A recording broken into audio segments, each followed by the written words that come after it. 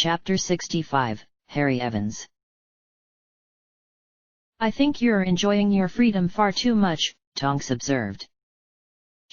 Charlie and Tom were sitting on the balcony of the boys' little house in the Romanian highlands, on the outskirts of the reserve.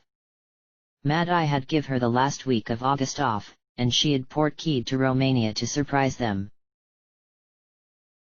Charlie's hair was shorter, and he wasn't quite as chubby as he had been, still stocky, but with more muscle.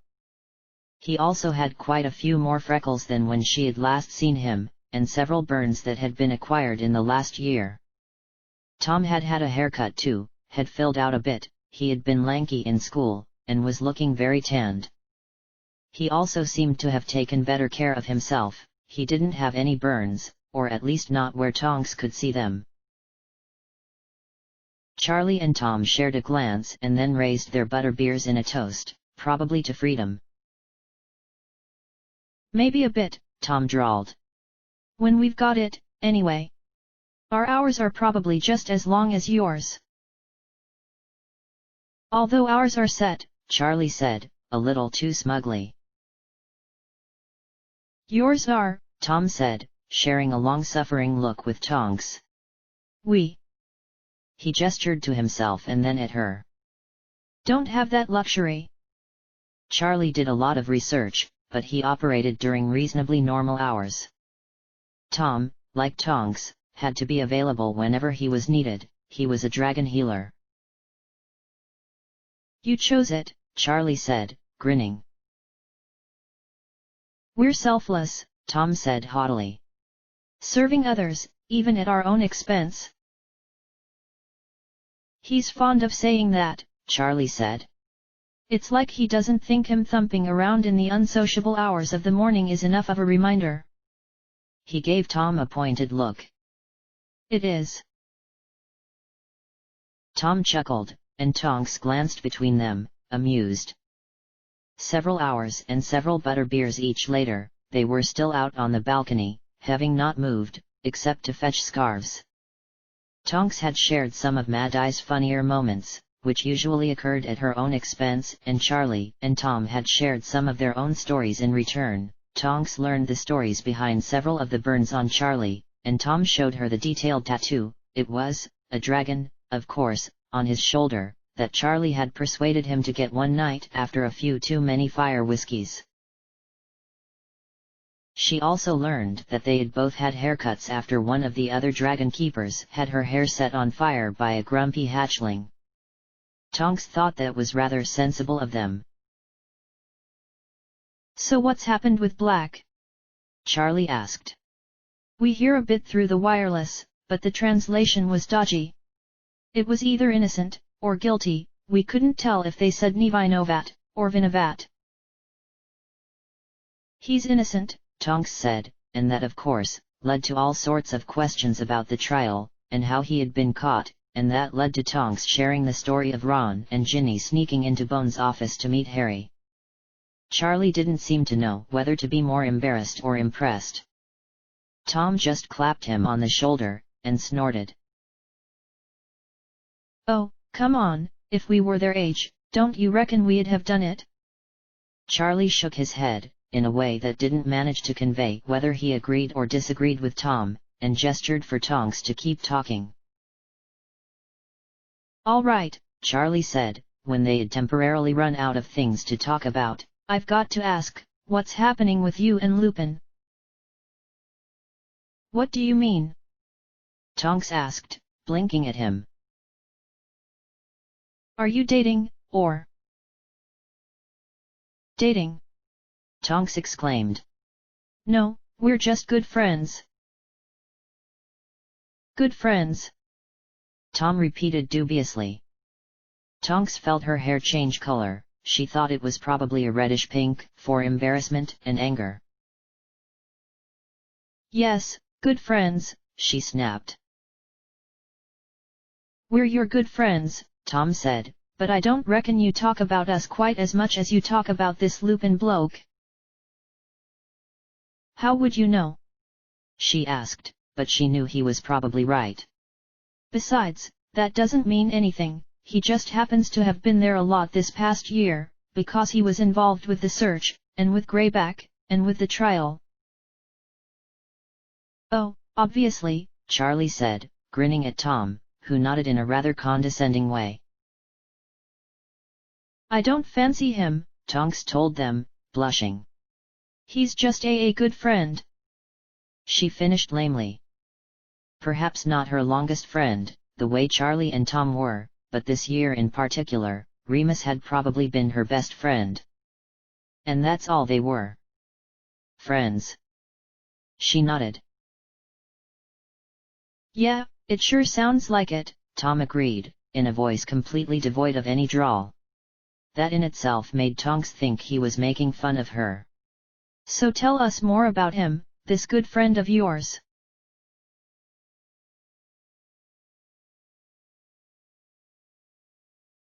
Harry and Padfoot entered a brightly lit classroom. They were early. The classroom's only other occupants were a middle-aged, motherly sort of woman, a dark-skinned man with an easy smile, and a tall boy that was probably the man's son. Like Harry, he was wearing a pair of dark blue shorts, and a lighter blue jumper. Peeking out from underneath his jumper, however, was a green polo shirt. Harry's was blue, for his house, Pippin. Hello there, the woman sang, bustling over. She dodged a cluster of desks with all the ease of experience and offered her hand to Padfoot, who shook it. I'm Julie Phelps, Mrs. Phelps to you, love, and I'll be your teacher this year. Hi, Harry said, blinking as she patted his head.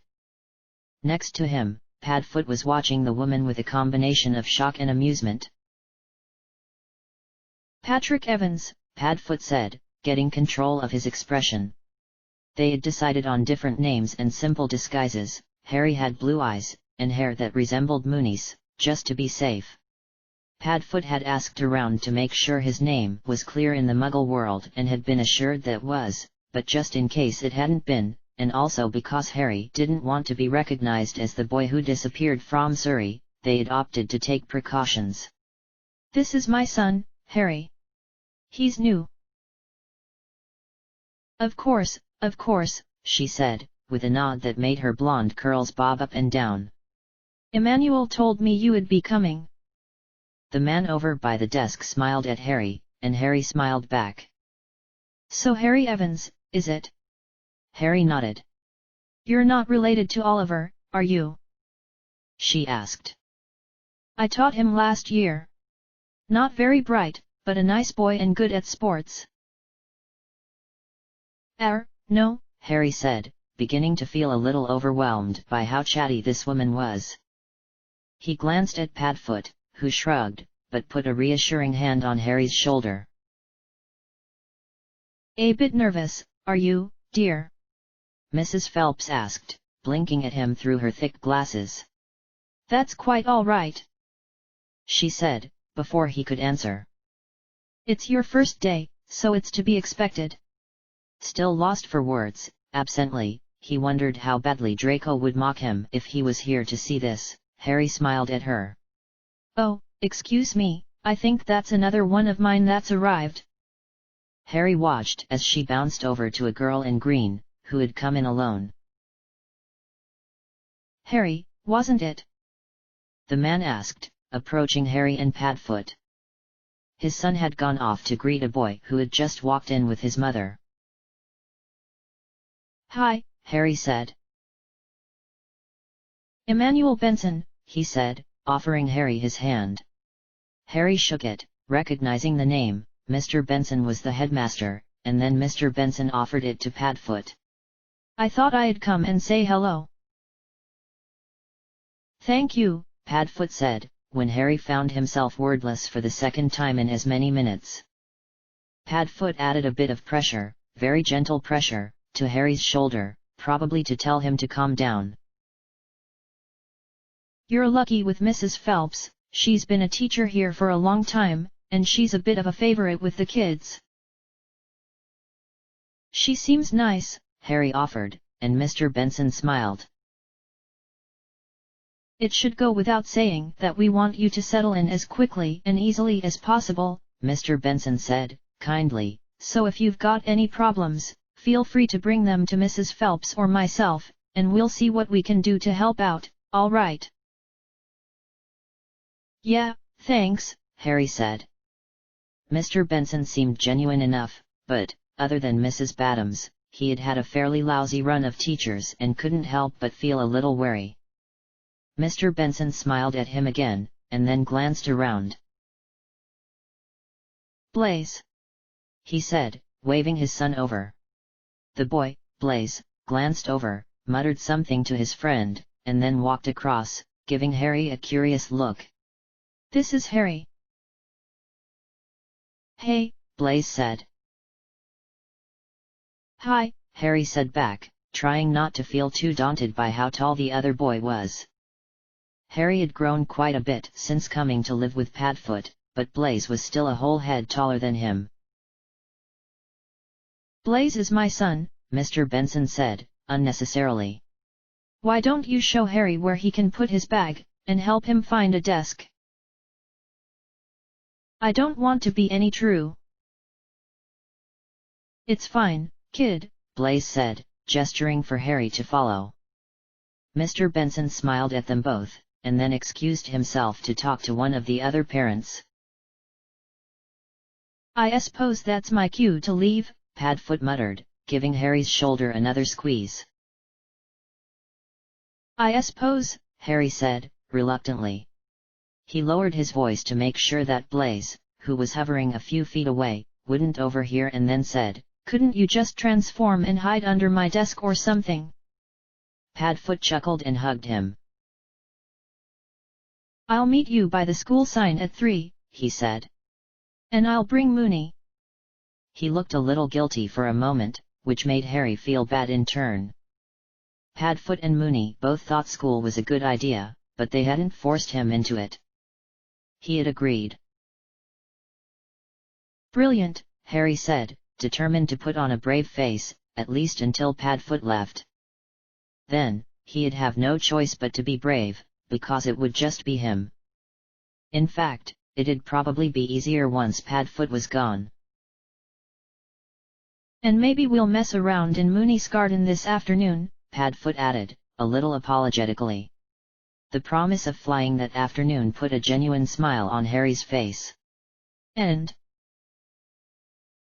you should go, before you promise anything else, Harry said, laughing.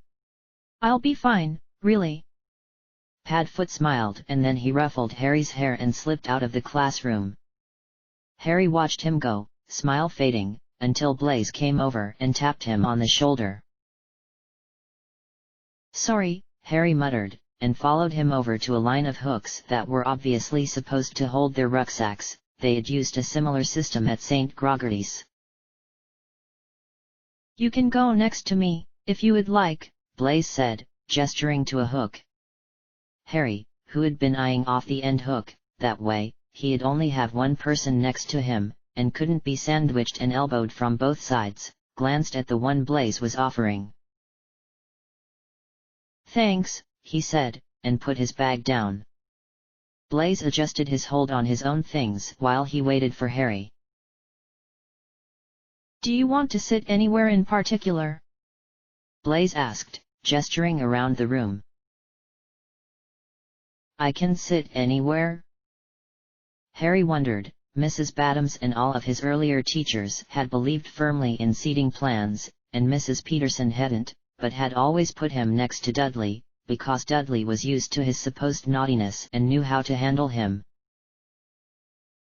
The boy Blaze had been talking to before he had been assigned Harry duty, had found 2 others and claimed 3 of the 4 seats in a cluster and was trying, rather unsubtle, to catch Blaze's eye. Blaze pretended not to notice, which Harry both appreciated, and felt guilty about. I think they... It's fine, Blaze said, glancing at them. One waved and patted the seat beside him. You can go, Harry said. Don't be silly, Evans, Blaze said, looking offended. We'll find somewhere. Seriously, Harry muttered. It's fine. Blaise stared at him for a moment.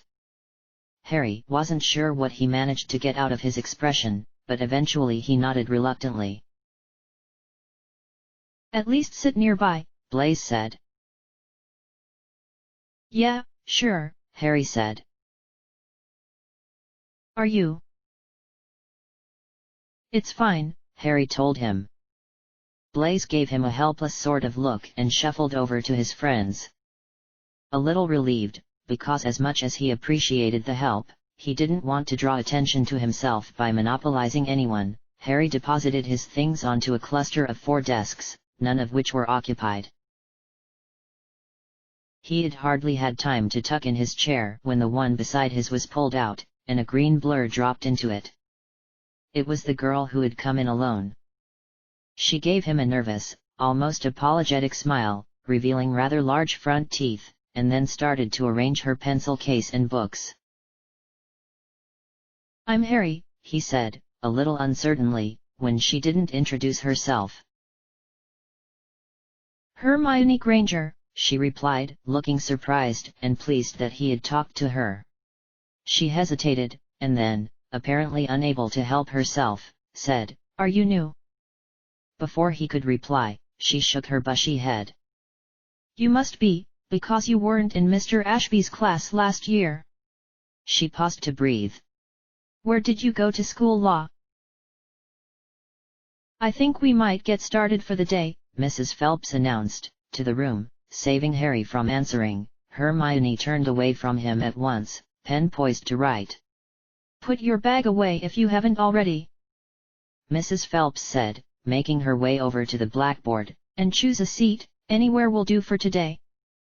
The last few parents trickled out the door. Mr. Benson waved at Blaise as he left, and those students left standing were quick to find seats. It didn't escape Harry's notice that the chairs opposite him and Hermione were the last to be taken, or that the pair that took them, a squat blonde girl with a red collar sticking out of her too small jumper, and a girl with glasses who wore blue like Harry, didn't seem overly impressed about the seating arrangements. Neither, for that matter, did Hermione, whose shoulders had slumped when they sat down. I recognize a few faces, Mrs. Phelps said, peering over the top of her class list, but most of you are unfamiliar, and I know for a fact that one of you is new. At this point, she bestowed Harry with a bright smile. He lowered himself into his seat a little, as 20 pairs of eyes landed on him, not sure where to look. Eventually, his eyes found Blaise, who gave him a sympathetic smile. So be patient for the first few days, while I learn names. She called out the class list, marking off who was there and who was missing, and had each of them tell her one thing about their holidays.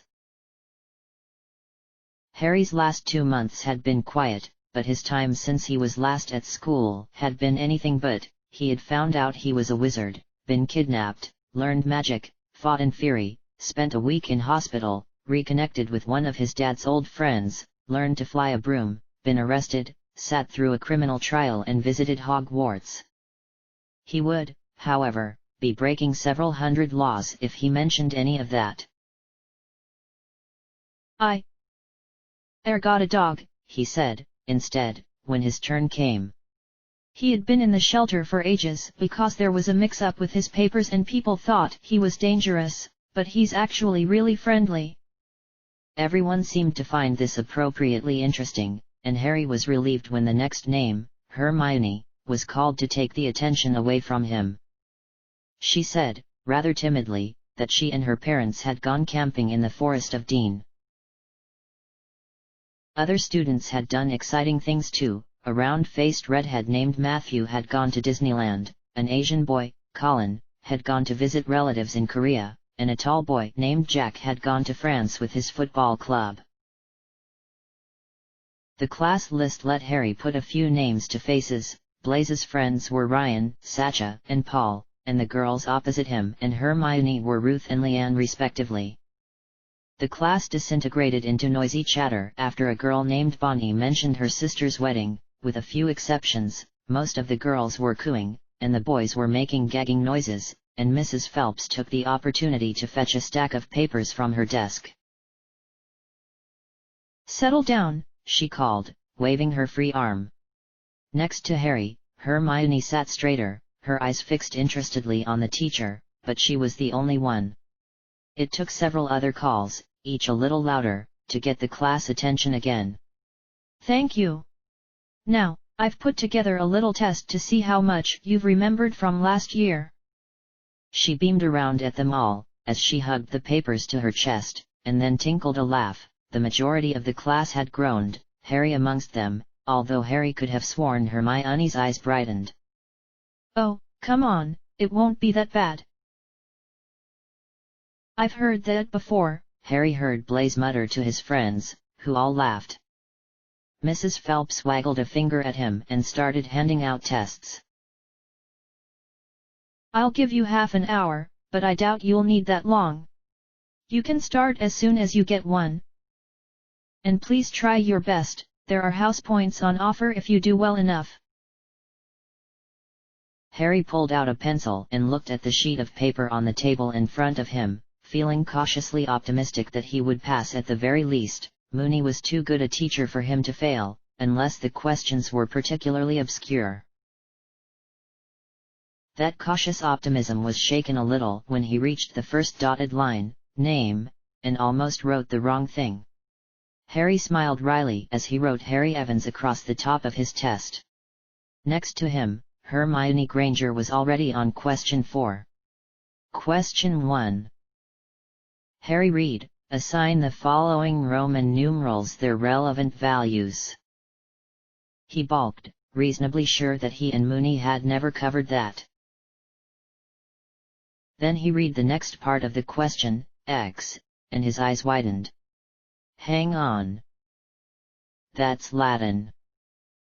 Harry thought, and laughed to himself as he wrote the answer down.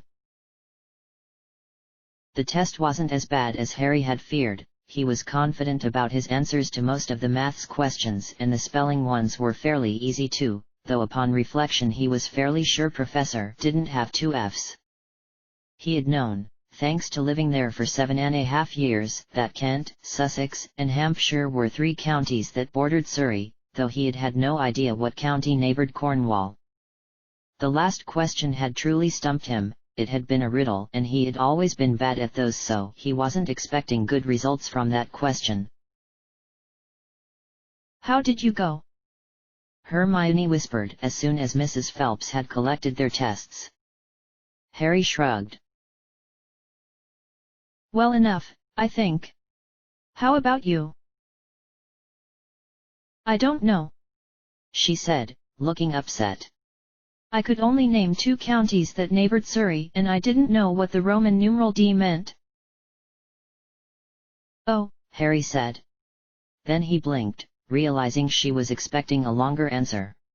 I'm sure you did well anyway. Yes, but what if I didn't? She asked anxiously. Mrs. Phelps will think I'm stupid for the rest of the year.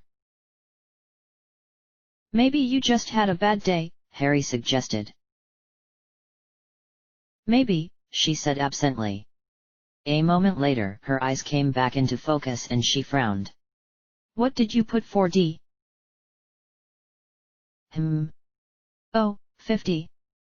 Harry said, examining a strand of his brown hair. He still wasn't entirely used to the feeling of it lying flat. That's what I put, Hermione said. Is your answer right? I think so, yeah, Harry said. How do you know? Because I'm teaching myself Latin, so my wizard godfather can teach me how to transform into a wolf. We covered this stuff last year. This seemed to appease Hermione, who shifted in her seat so she was facing the front again. All right, then, Harry thought, amused. There you are, dear, Mrs. Phelps said a moment later, passing him a test. This isn't mine, he said, confused. This is Hermione's.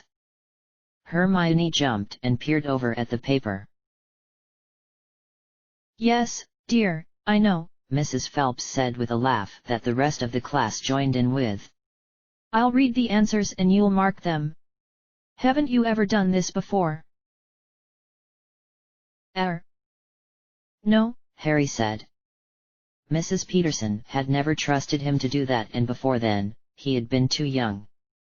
Hermione sighed, and Harry would have bet the contents of his Gringotts vault that it was because she didn't think him capable of marking her test. We'll go slowly then, Mrs. Phelps said, passing Hermione a piece of paper. They went through the answers, a process that took almost twice as long as doing the test had, and by the end, Harry was thoroughly fed up, because she had known he had her test. Hermione had been constantly checking to see whether her answers were right. These not-so-subtle glances were more often than not accompanied by comments like, "Oh, good, I wasn't sure about that one," or "I got lucky, that was just a guess." When the marking was finally finished, they were told to tally the marks and give the test a score out of 20. How did I go? Hermione asked, craning her neck to see around Harry's hand. 19, he told her shortly. Where did I lose a mark? She said, pulling the test toward her. Counties surrounding Surrey, he said, letting her have the piece of paper. Thank you, he said to the boy who passed him his test, Ryan, he thought his name was. How did you go? Hermione asked, trying to see over his shoulder.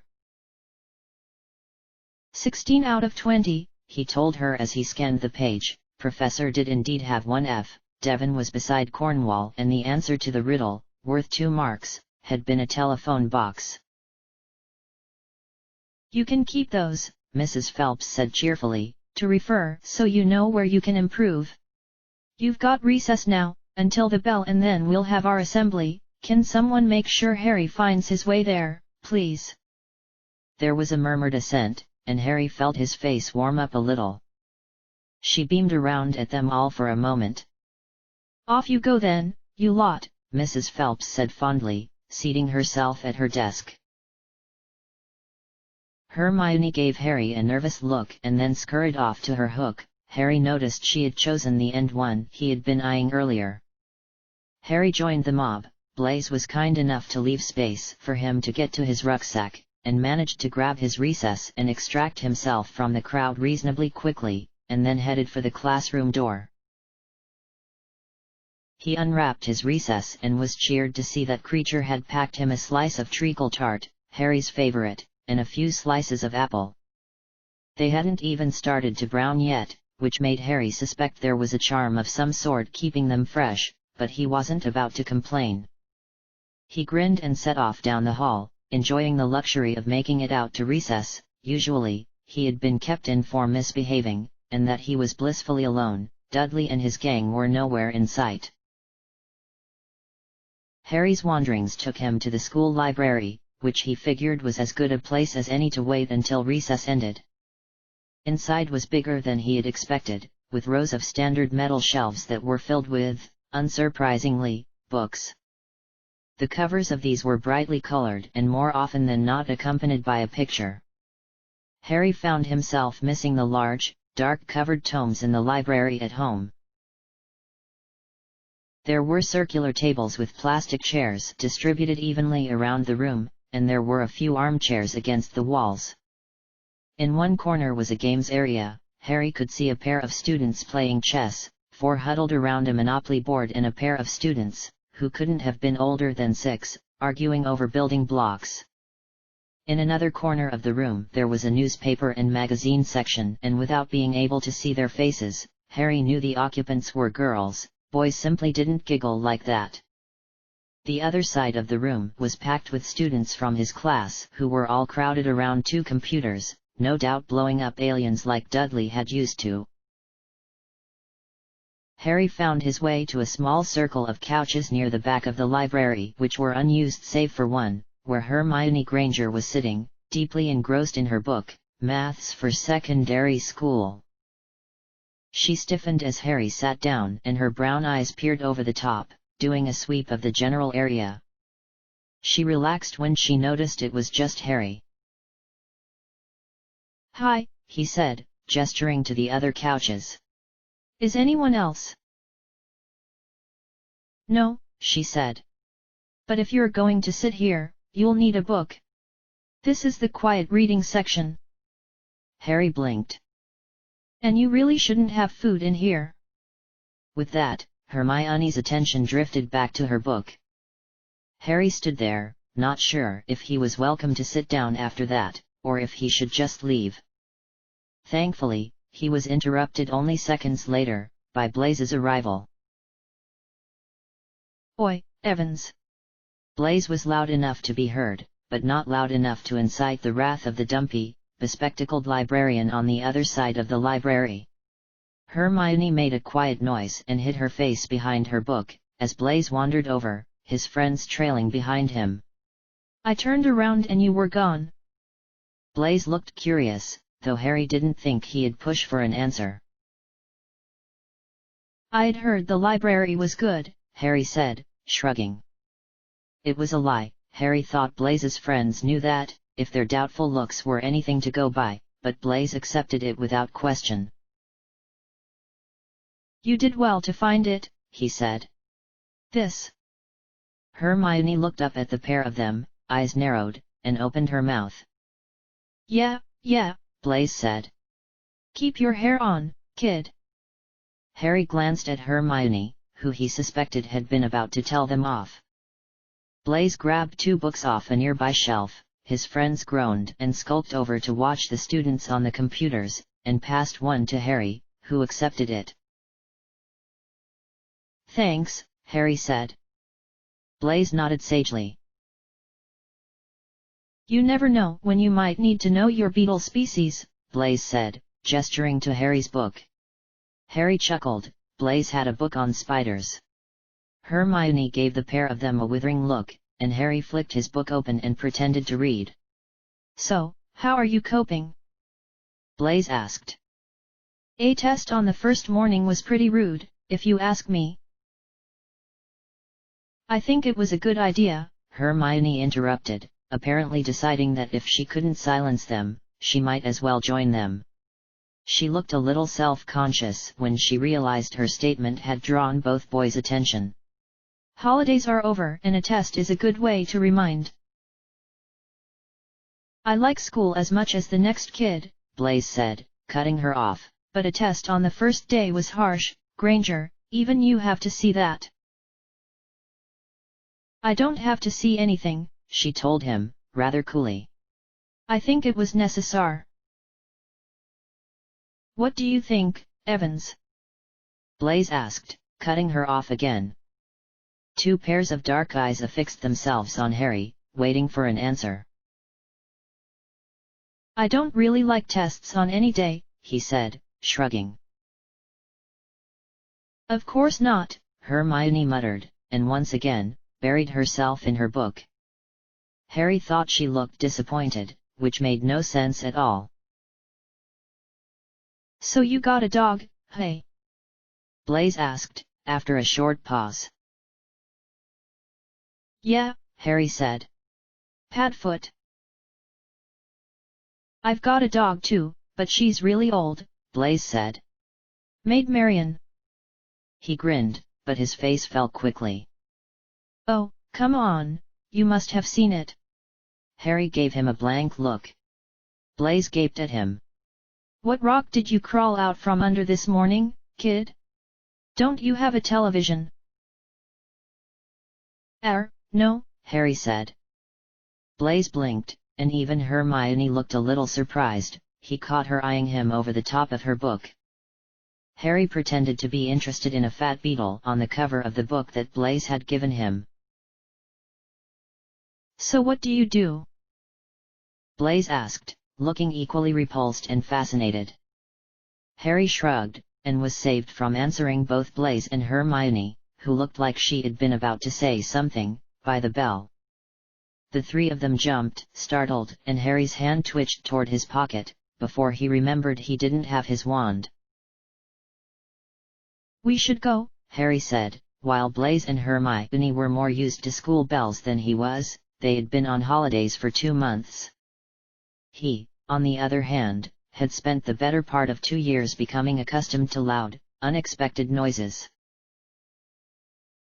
Blaise leaped to his feet, his consternation at Harry's lack of knowledge about television temporarily forgotten. He and Hermione put their, and Harry's, books away, and then Blaise led the way out of the library, toward the assembly hall. Hermione trailed alongside, not quite next to Harry, but close enough that an outside observer would know she was with them. In silence, out of the corner of his eye, Harry saw her open her mouth a few times, as if she wanted to say something, but then she'd glance at Blaise, and seem to think better of it. He couldn't yet say that he was enjoying school, but, for the first time ever, he was able to say that he wasn't hating it. Baby steps, Harry thought, feeling hopeful. End of chapter. Chapter 66, Monsters in the Manor. Dora. Tonks jumped several inches and tore her eyes off Florence, who had just got into the elevator with Tonks' friend Alfred. She had been called back from Romania a day early by Mad-Eye, to learn that a man named Mundungus Fletcher had publicly confessed to killing Greyback. She and Mad-Eye had visited him in the holding cells immediately after Tonks returned. She had even still had her rucksack with her, and poor Fletcher had almost crumbled at the sight of Mad-Eye. His story had made perfect sense, and his magic was a strange, dark aqua sort of color, according to Mad-Eye, so he was a plausible candidate, but he hadn't seemed at all convincing when he talked to Mad-Eye. He had seemed rather sheepish, Tonks thought, almost as if he cared for Mad-Eye's opinion. And Mad-Eye had had a disappointed look on his face the entire time. It had all been very strange. But Fletcher had stuck to his story, and, while they knew Florence had been the one to kill Greyback, Fletcher fit the evidence. He had been to Azkaban before, so he knew his way around, and it was perfectly plausible for a man who made his living as a thief to make his way in and out undetected.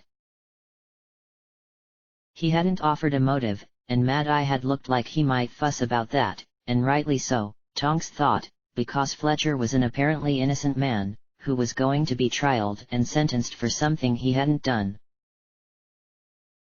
Fletcher, though, had looked at Mad-Eye through lidded, bloodshot eyes, and said, "Not all of us get to be quite so comfortable during peacetime. Azkaban's not so bad, really. There's a free bed, and free food, and other than that it's just the Dementors. I'll be right." Mad-Eye had been grumpy for the rest of the day, but he had filed the request for Fletcher's trial and said no more on the matter. Mundungus was currently a few days into his isolation period, and set to have a trial later in the month. Florence, meanwhile, was still in the program, despite Mad-Eye's warning, leading to an uncomfortably tense first day back amongst the trainees, because neither Ben or Yaxley knew what had transpired. "Dora," Remus said again, putting a hand on her shoulder. "Watch her," Tonks said, hugging him. "Nut for your thoughts." Remus arched an eyebrow.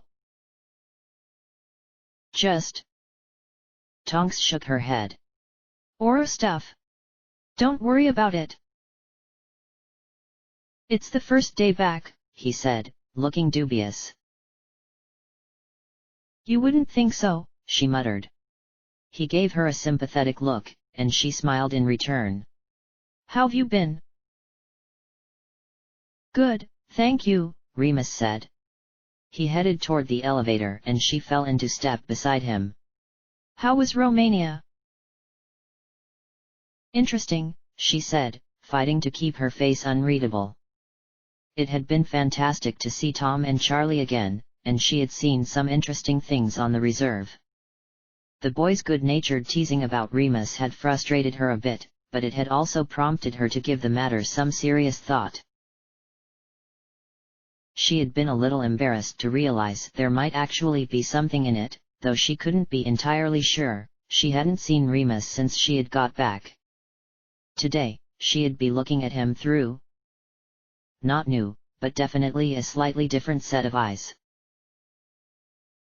How things been here? Pretty much the same, Remus said. Harry started to school today, so I'm sure there'll be stories from that whether it went well or poorly, though I'm certainly hoping for the former. Was he excited? She asked, pressing the button to summon the lift. Remus gave her doubtful look. I suppose you've only met him a handful of times. Harry doesn't really do excited. Nervous, certainly, but excited? I don't think so. So he was nervous today? Very, Remus said, as they stepped into the lift. Almost as bad as Sirius, he was having kittens when he got home. Remus cleared his throat, and did his best imitation of Sirius' voice. Do you think we're doing the right thing, Moony? Maybe I won't got to work today, just in case he needs me. Maybe I'll take him a second lunch, so I can have a quick word with him, or maybe Padfoot could sneak into the grounds at lunchtime, or... Remus rolled his eyes, but his smile was fond.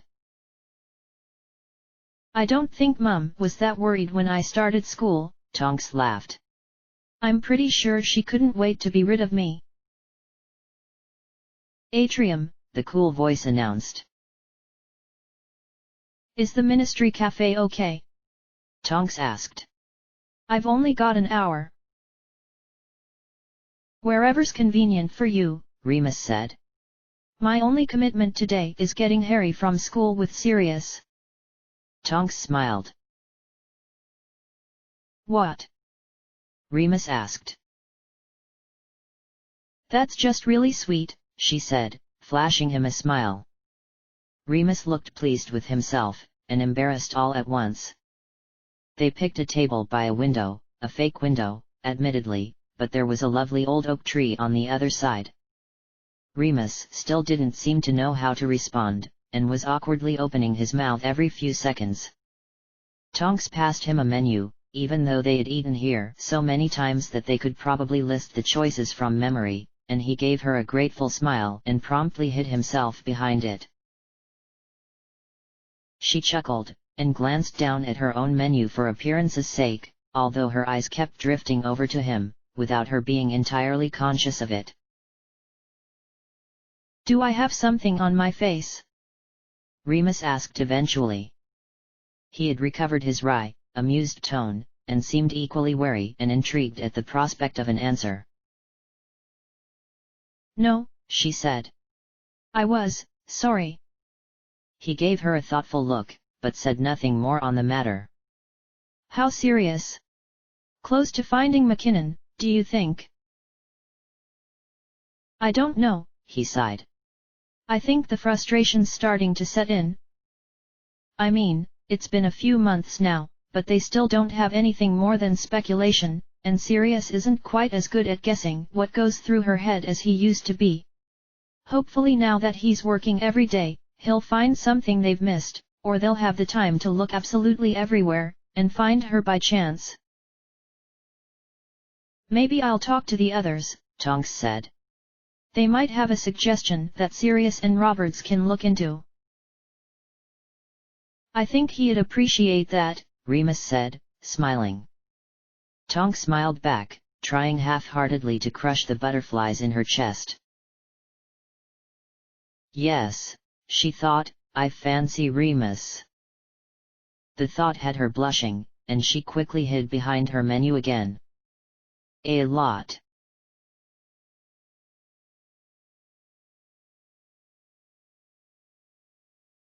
By the end of the first week at school, Harry had settled into a routine. He was finding school more enjoyable than he had expected, and had surprised himself by liking the time out of the house. He had surprised himself even more, by finding his classmates not only tolerable, but actually reasonably friendly. Ruth, Leanne, and a boy named Ryan were the exceptions, but even they were tame compared to Dudley, and they didn't target him anywhere near as much as they targeted Hermione. And Blaise was usually able to make them stop, though Harry had to point out the problem, or Blaise tended to ignore it. Their protection had earned them a tentative friend in Hermione. She was becoming bolder when it came to conversation, and also more comfortable around them in general. Harry spent almost all of his time with her. They sat next to each other in class, and also in assembly. Granger came right after Evans in the attendance list, and at break and lunch. They did, admittedly, annoy each other a bit. Harry wasn't really one to be bossed around, which Hermione was prone to trying to do. She wasn't used to having people stand up to her, in a non-antagonistic way, and Harry thought she was in serious need of a sense of humor.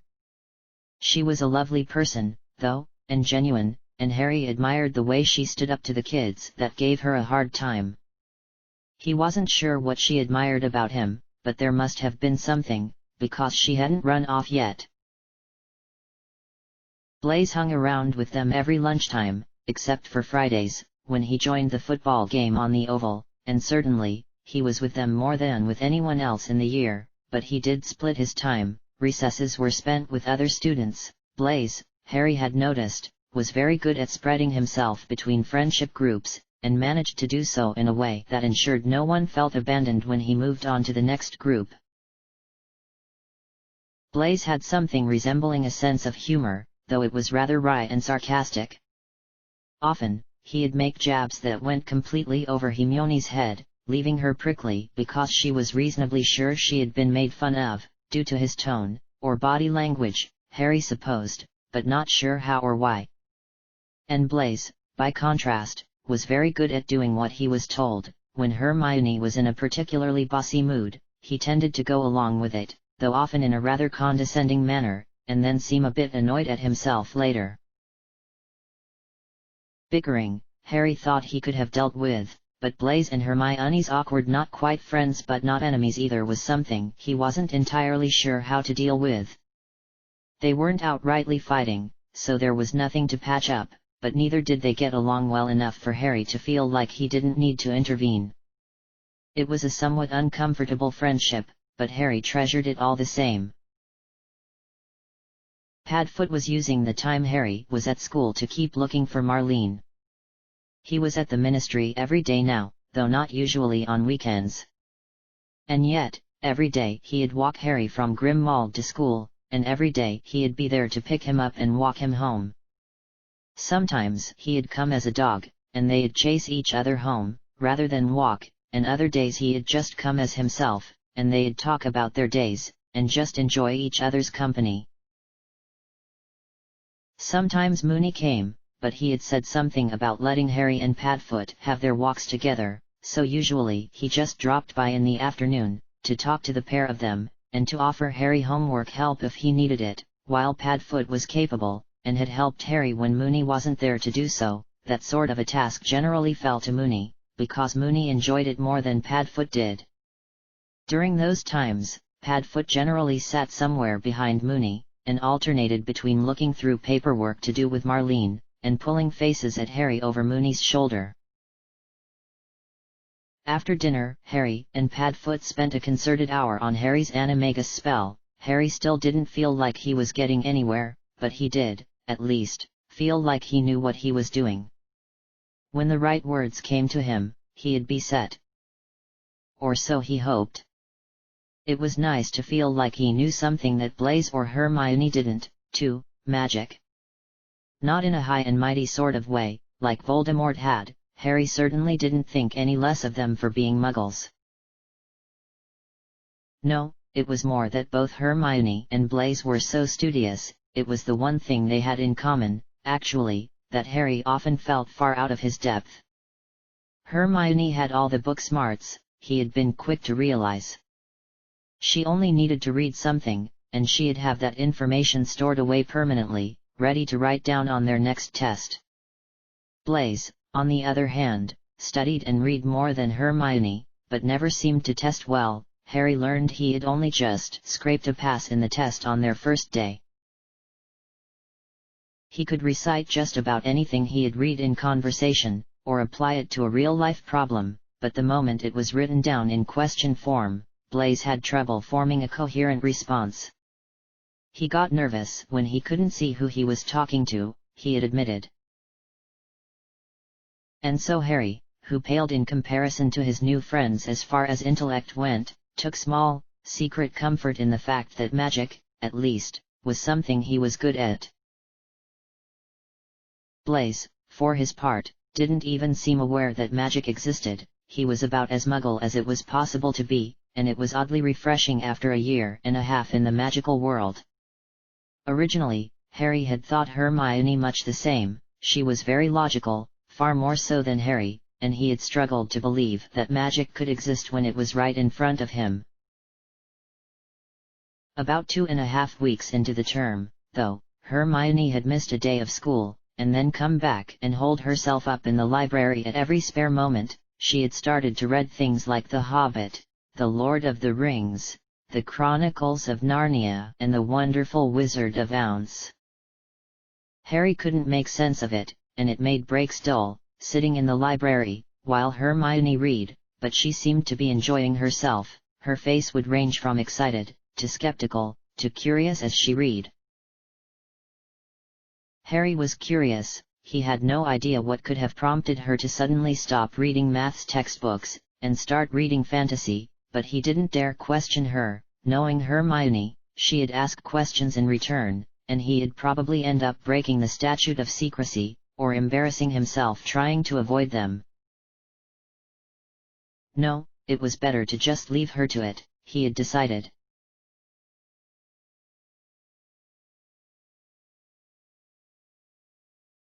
My son, Father said, reaching for Draco. They were standing in the foyer, at the base of the stairs, like always.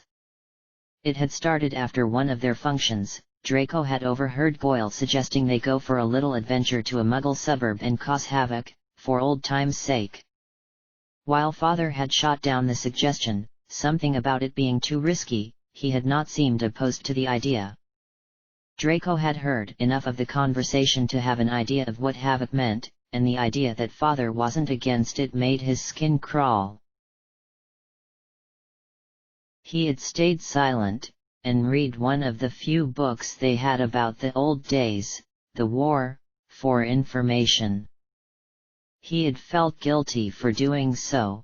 Mother was openly against him or Hydra's learning anything about the Dark Lord, but Mother'd been distracted lately, trying to plan Hydra's 11th birthday dinner, and reading a book he wasn't supposed to was nowhere near as bad as attacking people, simply because they existed. So Draco'd read, and Draco'd learned, and Draco'd said nothing. And then the dreams had started, every night. It had been 2 weeks since then.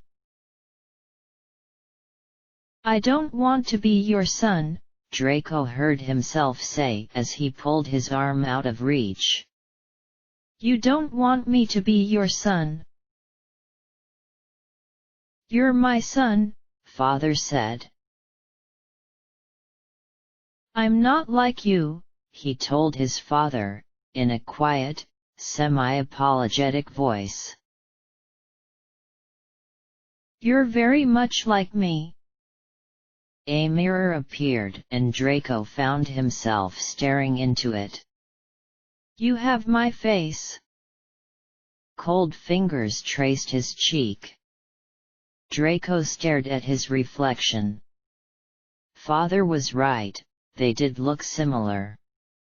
They had the same pointed chin, the same eyes, the same pale face. The same everything, really. Draco looked more like Father than Hydrus did. Hydrus had Mother's eyes, and her nose, and yet Father's mouth was harder, stern, and proud, where Draco's was thoughtful, and Father's eyes were sharp, where Draco's were dull. Do you really think we're so different? Yes, Draco said quietly. He clenched his hand to feel the scar from Severus. You're wrong, Father whispered. We're different on the inside, Draco told him, as gently as he could. Do you really believe that? Draco said nothing. Father took him by the arm and pulled him down the hall, past the portraits of their ancestors. Look around you, son, he said harshly. Draco tried and failed to prise his fingers off. Father let him go roughly and jabbed a finger at the walls. Look! He shouted. Draco jumped and looked. Generations of Malfoys, all with the same faces, our faces. Are they different too? They didn't. Muggles, and the Dark Lord, Draco mumbled. And I suppose you were around to make sure, Father said cruelly. They're the same. We're all the same. They're all monsters, then, Draco said sadly. The portraits hissed and jeered at him. Father just sighed. And what do you think that makes you? He asked, looking sad as well. I'll be different, Draco insisted. Who are you trying to convince? Father asked softly. Me? Or you?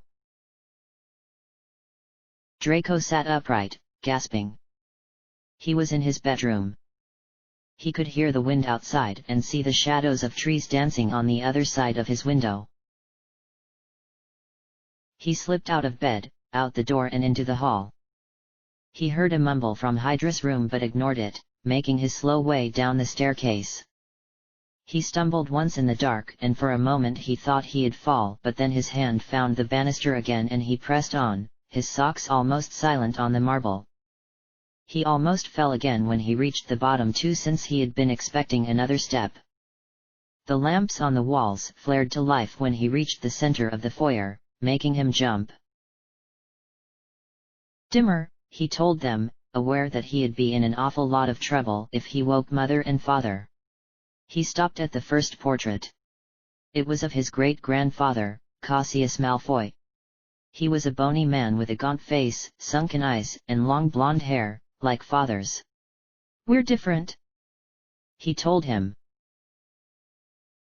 If you say so, the portrait mumbled and shifted so that he could rest his head against the frame. We are, Draco said firmly and moved to the next one, of Pollux, Cassius' brother. He had never met him, but his daughter, Father's great-aunt Demetria, was supposedly just like him and Draco didn't like her at all. He thought he had inherited that dislike from Mother. I'm not like you. Pollux turned his stern look on Draco. Humph. I should hope not. I'd be embarrassed if ever I awoke at 2 in the morning to talk to a portrait.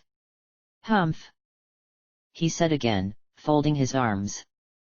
Draco backed away slowly and went to the next. You couldn't read, he told a picture of his great-great-grandfather Cyprus. So I'm not like you either. You're named for me though. Draco Cyprus. That doesn't mean we're the same. Surely it doesn't mean we're different. The portrait said slyly. Draco twisted his mouth. Draco. Draco jumped and spun to see his brother standing midway up the stairs. He was in his pajamas and his hair was flat on one side. What are you doing? Bothering us. One of the portraits shouted.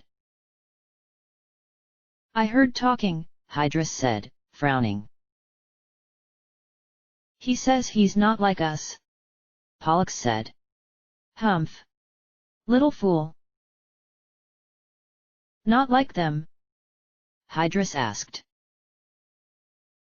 I'm not, Draco said sadly. You must know it. Hydrus frowned. You're a bit funny in the head, Hydrus told him, rather haughtily. But you're still one of us. Just because you've said some strange things doesn't mean you're not a Malfoy. Just look at us, and them. We all look the same. And father says we're just like him. You are. I'm not. Hydrus frowned again. I don't know what's had your wand in a knot lately, brother, but it needs to stop. All of this I'm different rubbish. Do you not want to be one of us? I do. Draco said. I'm just not very good at it. I'll say, Hydrus muttered. He gave Draco a long look and then shook his head. I'm going back to bed, he announced. I had a bad dream, Draco admitted, staring at his socks, as his brother turned away. He didn't know what made him say it, and felt stupid for doing so as soon as the admission left his mouth. Hydrus stopped and turned again, giving Draco a look as if to ask what he was supposed to do about it. Never mind, Draco muttered. What about? Hydrus asked after a moment. Draco hesitated and then replied, About monsters. Monsters? Hydrus scoffed, picking fluff off his pajama shirt. They can't get us here. Some can, Draco whispered. No, Hydrus said.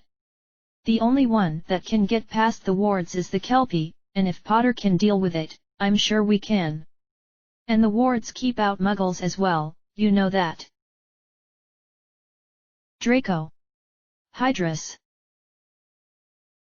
Draco had a bad dream, Hydrus said at once, smirking.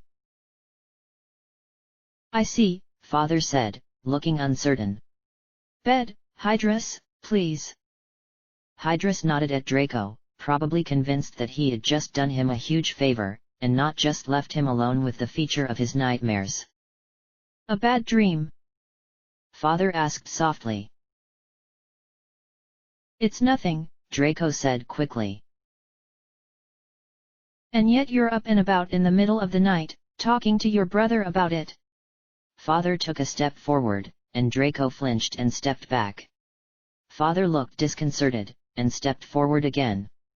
Hesitantly, he'd never have tried it with Hydrus. He put a hand on Draco's shoulder. His hand was warmer than in the dream, which comforted Draco. He leaned into the touch automatically, and Father sighed and pulled his hand away. Draco looked at him. What was this dream? Father asked. Draco sat down on the bottom step. Father didn't sit with him, though Mother or Severus might have, if they were with him instead. It was about Mom's tears, Draco said timidly. Father sighed again. They were in the manor. They are in the manor. I assure you, Draco, that the wards keep out absolutely everything that you could possibly be afraid of. Draco said nothing. For the third time, Father sighed. Then he rubbed his eyes and yawned. Do you feel as if you are in any immediate danger? No, Draco mumbled. Then I suggest we go back to bed. I shall alter the wards in the morning, if you would like. You can't keep them out with wards, Draco said, getting to his feet. Father raised an eyebrow, but said nothing.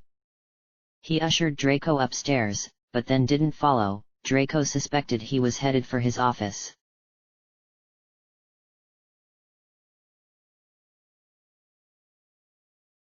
Draco lay under his favorite tree in the garden with Roquefort dozing on his chest and magical draughts and potions propped up against his knees. Mother and Hydrus had gone out to visit Aunt Bella. Draco wasn't entirely sure how he had got out of going, but he certainly wasn't complaining. If Father was a monster, then Aunt Bella was positively beastly. Father had been out when he woke up, so Draco had had a lonely breakfast with only Dobby for company. Father had come home at some point while he was downstairs, and had already been sequestered in his office by the time Draco finished, leaving Draco free to do as he wished for the morning. Draco turned the page with a sigh. He had begun to look forward to his visits with Severus, and got used to having them daily while Severus was on holidays, and now that Hogwarts had gone back, Draco was back to visiting only 2 or 3 times a week. He missed his godfather, and missed the freedom of being able to be himself, without worrying about upsetting anyone. Stir 3 times counterclockwise on low heat and then leave to simmer 4. There came a curious noise from above him, that was a cross between a trill and a hiss. Draco looked up. Sitting in the branches of the tree was an odd creature. Draco had certainly never seen anything like it. It was murky brown and scaly all over, with a line of bright orange feathers in a ridge down its back.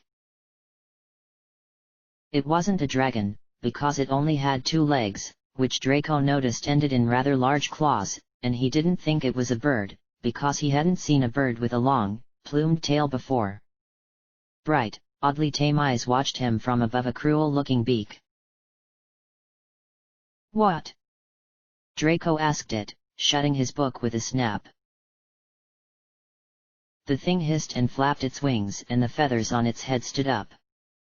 It looked like it was wearing a crown. Draco stood up and faced it properly, placing Roquefort on his shoulder. It flapped to the grass in front of him, and was actually quite a bit larger than he had thought. Its head, resting on a long, serpentine neck, was almost at his shoulder. It hissed, splaying its feathers out threateningly. Draco staggered backward and tripped. The thing advanced, spitting. The blood drained out of Draco's face. He looked around for help, but there wasn't any, and he didn't have anything to defend himself with, other than his book, which he held up in warning. Absently, he wondered if Potter would be able to speak to this creature too. That would be useful. Before he could make any move, however, either to attack or to run, Roquefort sprang from his shoulder, squeaking madly, and latched onto the thing's wing. It screeched and hissed and nipped at Roquefort before it managed to fling him off. He landed with a thump on the grass. Draco didn't dare take his eyes off the thing. That proved almost fatal. It lashed out with a sharp talon and he felt sudden pain on his cheek, less than an inch from his left eye. Julius! Father called. An indigo-blue spell flew past Draco and the thing fell over, and landed with a noise like glass shattering, but it appeared to be intact. Draco sank to the grass with a whimper, rather wishing the stupid creature had broken. Father was striding across the lawn looking calm, if a little pale. He paused only once, to check on Roquefort. Dead, he told Draco in an unusually shocked voice.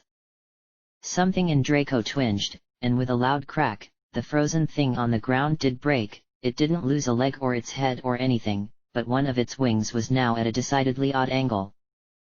Father waved his wand and the rat lifted off the ground and floated gently back toward the manor. He reached Draco a moment later but didn't kneel beside him, as Mother would have.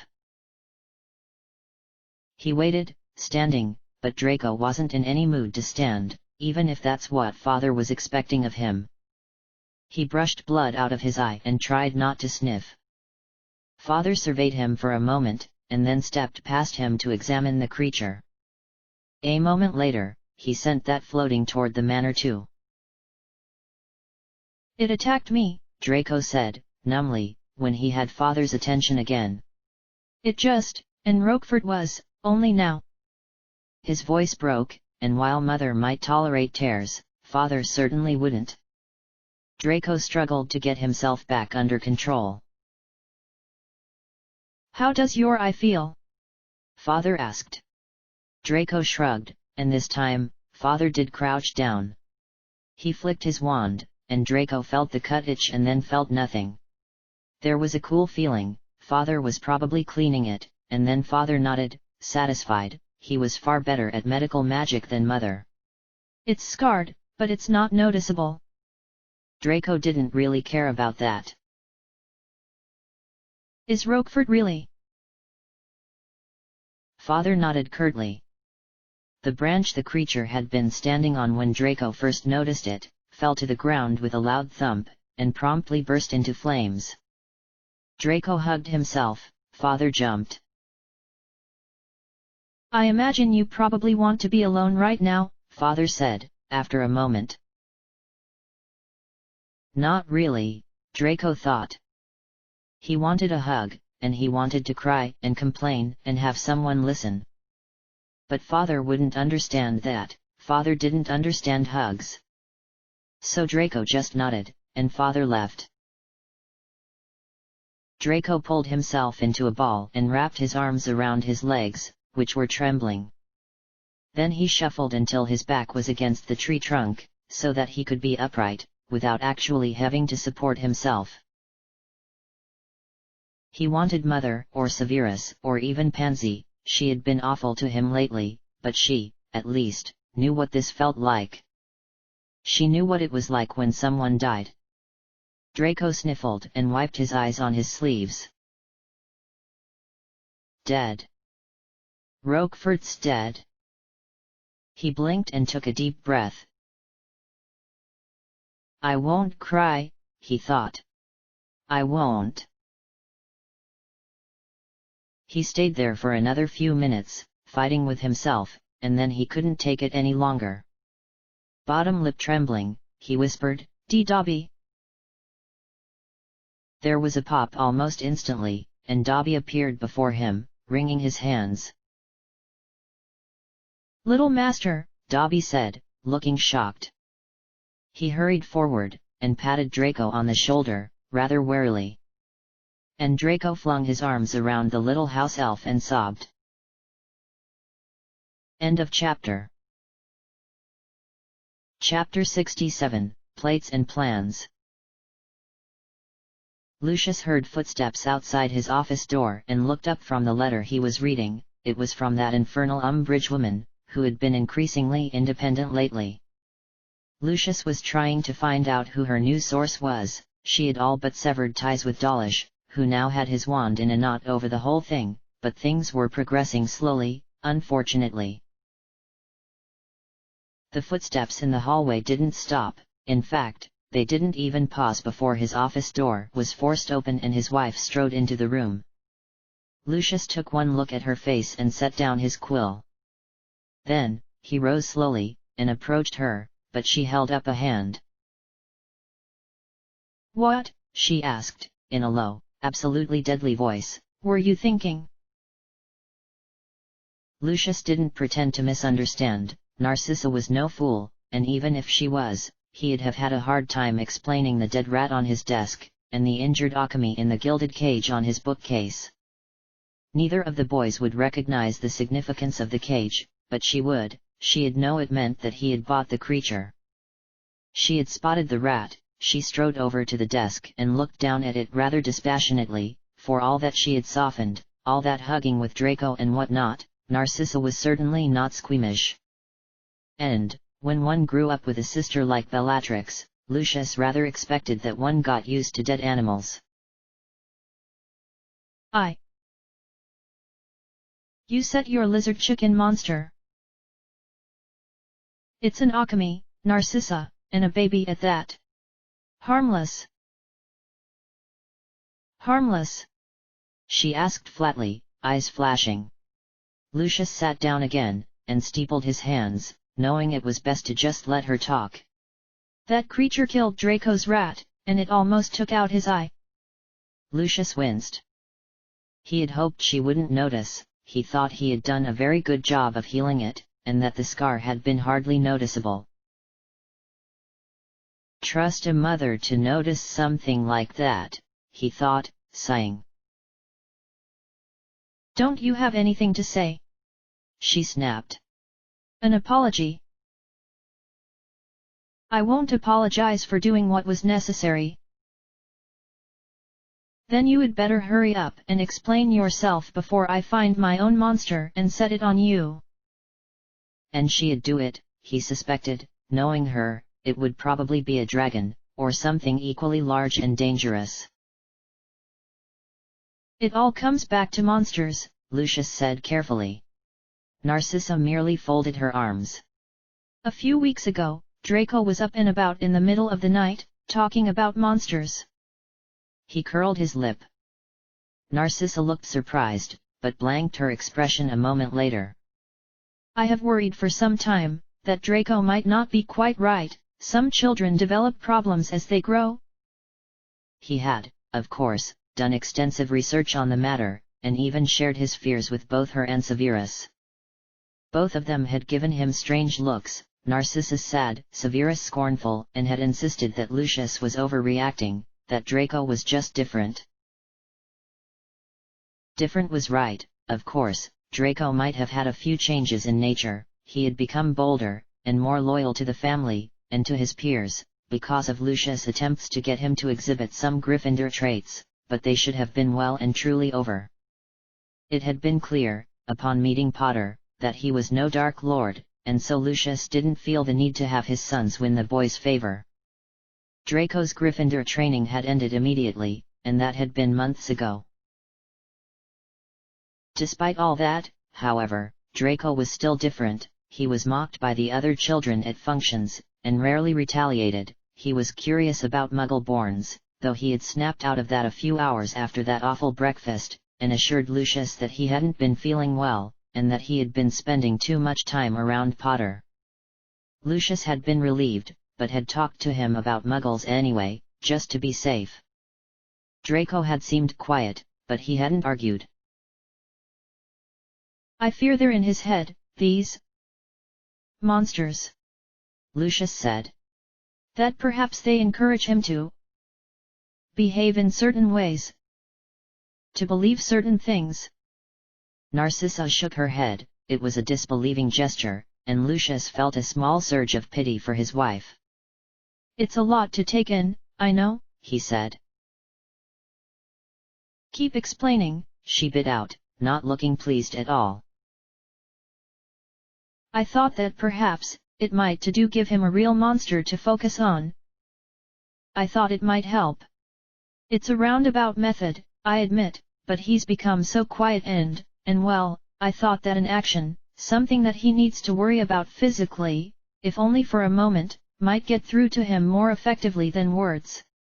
The rat was an unanticipated casualty, but these things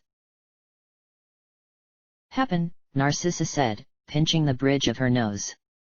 He couldn't tell anything about her mood from her tone, and her body language was simply tired. That weariness could have come from the Draco situation, but Lucius thought it was more likely to be because she had spent the morning visiting Azkaban. She turned on her heel and strode toward the door.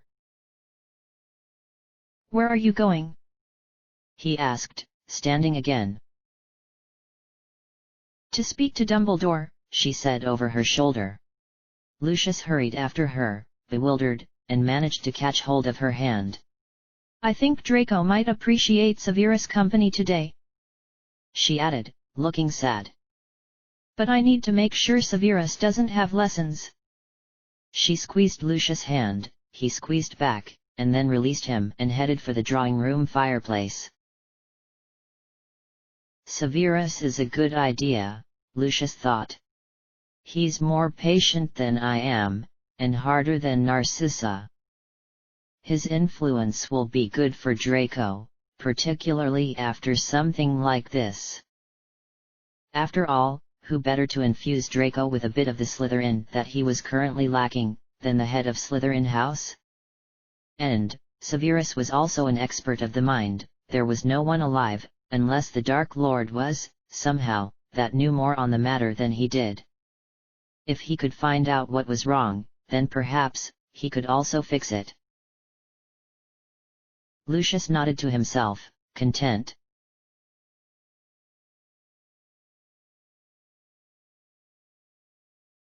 Tell Sirius what you told me on the way here, Remus said, nudging Dora. Serious interest piqued in a rather morbid way. Remus didn't sound happy about whatever it was.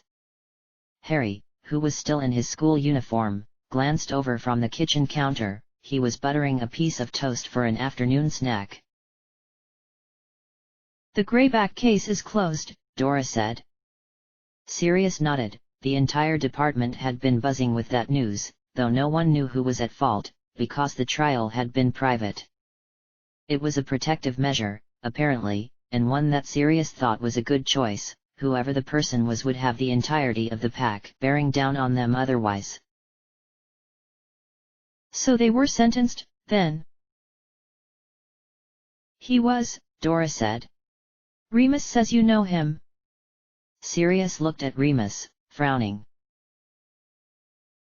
Who? Dung Fletcher, Remus sighed. Apparently Mad Eye thought I'd find that interesting.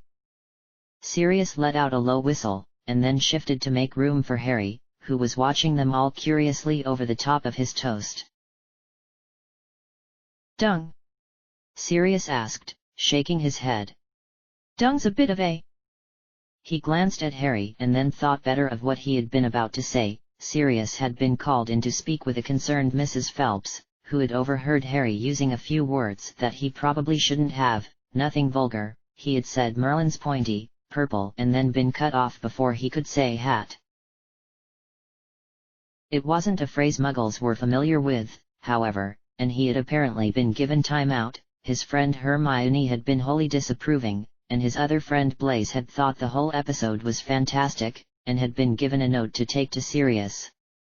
While Sirius hadn't thought it was anything worth punishing Harry over, the pair of them had actually had a good laugh about it. He was now trying to watch his language, which had worsened slightly since he had gone back to the Oro department, around his godson.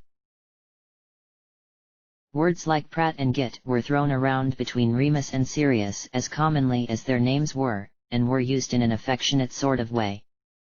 Were Harry to use those, or anything worse, at school, however, they wouldn't be received in a manner anywhere near as accepting. Sirius and Harry had sat down one night last week and had more fun than they should have deciding on phrases that were safe to use, should the situation warrant it. And after that, they had then run their conclusions past Remus, just in case. Dung. Sirius finished weakly, looking at Remus. But Dung. I know, Remus sighed, looking frustrated. It wasn't him, Dora said, in a low voice. Sirius' gaze snapped to her again, and even Remus looked startled by this new information. He's taking the fall for someone else. He's being paid off, Sirius said at once. There's no chance anyone would choose to go to Azkaban for the sake of it. He curled his lip, and his Padfoot Patronus, who was a permanent, but mostly dormant feature in his mind, nowadays, stirred, apparently looking for danger. He settled again a moment later. Why paid? Dora asked. Because everything Dung does to get a profit, Remus supplied. His heart's in the right place. Or it was, Sirius added fondly, sharing a significant look with Remus. Mundungus had been a member of the Order, during the war. Harry had stopped chewing and was looking between them again. Dora just looked puzzled. Or was, Remus agreed lightly. Dora still looked suspicious, but she didn't say anything. But the rest of him, his morality, is... well, a bit all over the place. And Azkaban? Sirius muttered, disbelieving. It must be a fair bit of money. Dora didn't look pleased about that at all, and she had an oddly calculating look on her face. Sirius would have bet anything that she was planning to take this conversation, and a few questions, on top of that, to Mad Eye at the nearest opportunity. Sirius suspected that was a rather futile endeavor. Mad Eye had probably reached these conclusions already, and he was about as easy to get answers from as a brick wall. I wouldn't go back if you gave me the entirety of every vault in Gringotts. You and Harry already have a sizable portion of Gringotts, Remus said, looking amused. Hardly, Sirius scoffed.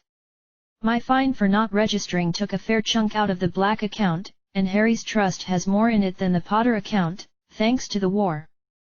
Quite a bit of James' inheritance had gone into funding the Order's activities, after all. James and Lily had not been struggling, by any means, but another year or two of war, and it would have been a different story. Fletcher said that other than the Dementors, Azkaban's not so bad, because there's a free bed and free food. Dora glanced at Remus. Sirius was amused to notice, she had been looking at him a lot, lately. Mad, Mad, Remus agreed, looking back at her. Sirius' eyes flicked between the pair, and then he shook his head and glanced at Harry, who was trying to sweep his crumbs on the floor, without being noticed. Oblivious, all of them, he thought, amused. Except for possibly Dora. Sirius decided that he'd steal her from the program one day soon, and have a chat with her, under the guise of lunch. Sirius cleared his throat when the staring on the other side of the table had gone on long enough to make him uncomfortable. Dora jumped and her hair immediately went pink. Oh, yes, she's realized, and Remus just looked a little confused, and then annoyed, when he looked at Sirius. Sirius grinned, and got an eye roll back in return. Mad, Dora said again, looking a little embarrassed. I mean, it's a pretty easy lifestyle, but... Easy? Azkaban. Sirius drawled, arching an eyebrow at her. Speak for yourself. She flushed. Oh, bloody hell, sorry. Sorry, I forgot, I didn't mean to. He's teasing, Remus said, putting a hand on her shoulder. Sirius wondered if she had even heard. As soon as Remus touched her, her eyes had developed a slightly glossy look. I do that, Sirius said, to no one in particular. Azkaban's not worth it, but without the Dementors and the rubbish weather, it'd probably be all right. Somewhere like Namengard, or a Muggle prison might not be so. He blinked as something occurred to him, and felt his mouth fall open. What? Someone, Harry or Dora, because the voice was too high to be Remus, asked. Sirius was vaguely aware of getting to his feet. Sirius. I might be late to dinner, he said in a strangled voice. Even if Remus didn't stay, Harry'd be fine at home with Creature. And this really couldn't wait. He was dressed like a Muggle, in jeans and a shirt, but he could feel his wand in his back pocket and that was really all he needed. He snatched up a handful of flu powder and choked, Ministry of Magic.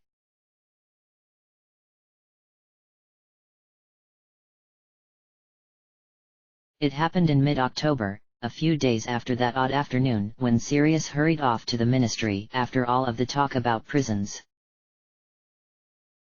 Tonks had had an early morning training session, and found herself at Remus only a few hours later. He didn't have anything planned, the full moon was rapidly approaching, so he was taking things carefully. He offered her half of his late breakfast and they took their food outside to eat in the sunny garden. They set their plates down when they were done. Ants moved in within 10 minutes, but Remus didn't appear to mind, and neither were overly fussed about moving inside. Tonks started plucking grass, and was promptly told off, and so she lay down instead. After a moment's hesitation, Remus lay down beside her, somehow managing to look very awkward as he did so, and Tonks smiled, without taking her eyes off the clouds. It was silent, but companionable. Remus' breathing slowed, and his eyes slipped shut, but she didn't think he was asleep, just very relaxed. Tonk was rather relaxed too, and her mind wandered as she watched the sky. Ben and Yaxley were buying a flat together. Yaxley's parents weren't impressed. Ben was a Gryffindor, and a half-blood at that, but they were going ahead with it anyway, they had announced that morning. Tonks had about as much interest in decorating as Ben, who had confided that he was leaving that to his girlfriend, but the idea of moving out had affixed itself in her mind more strongly than she had realized.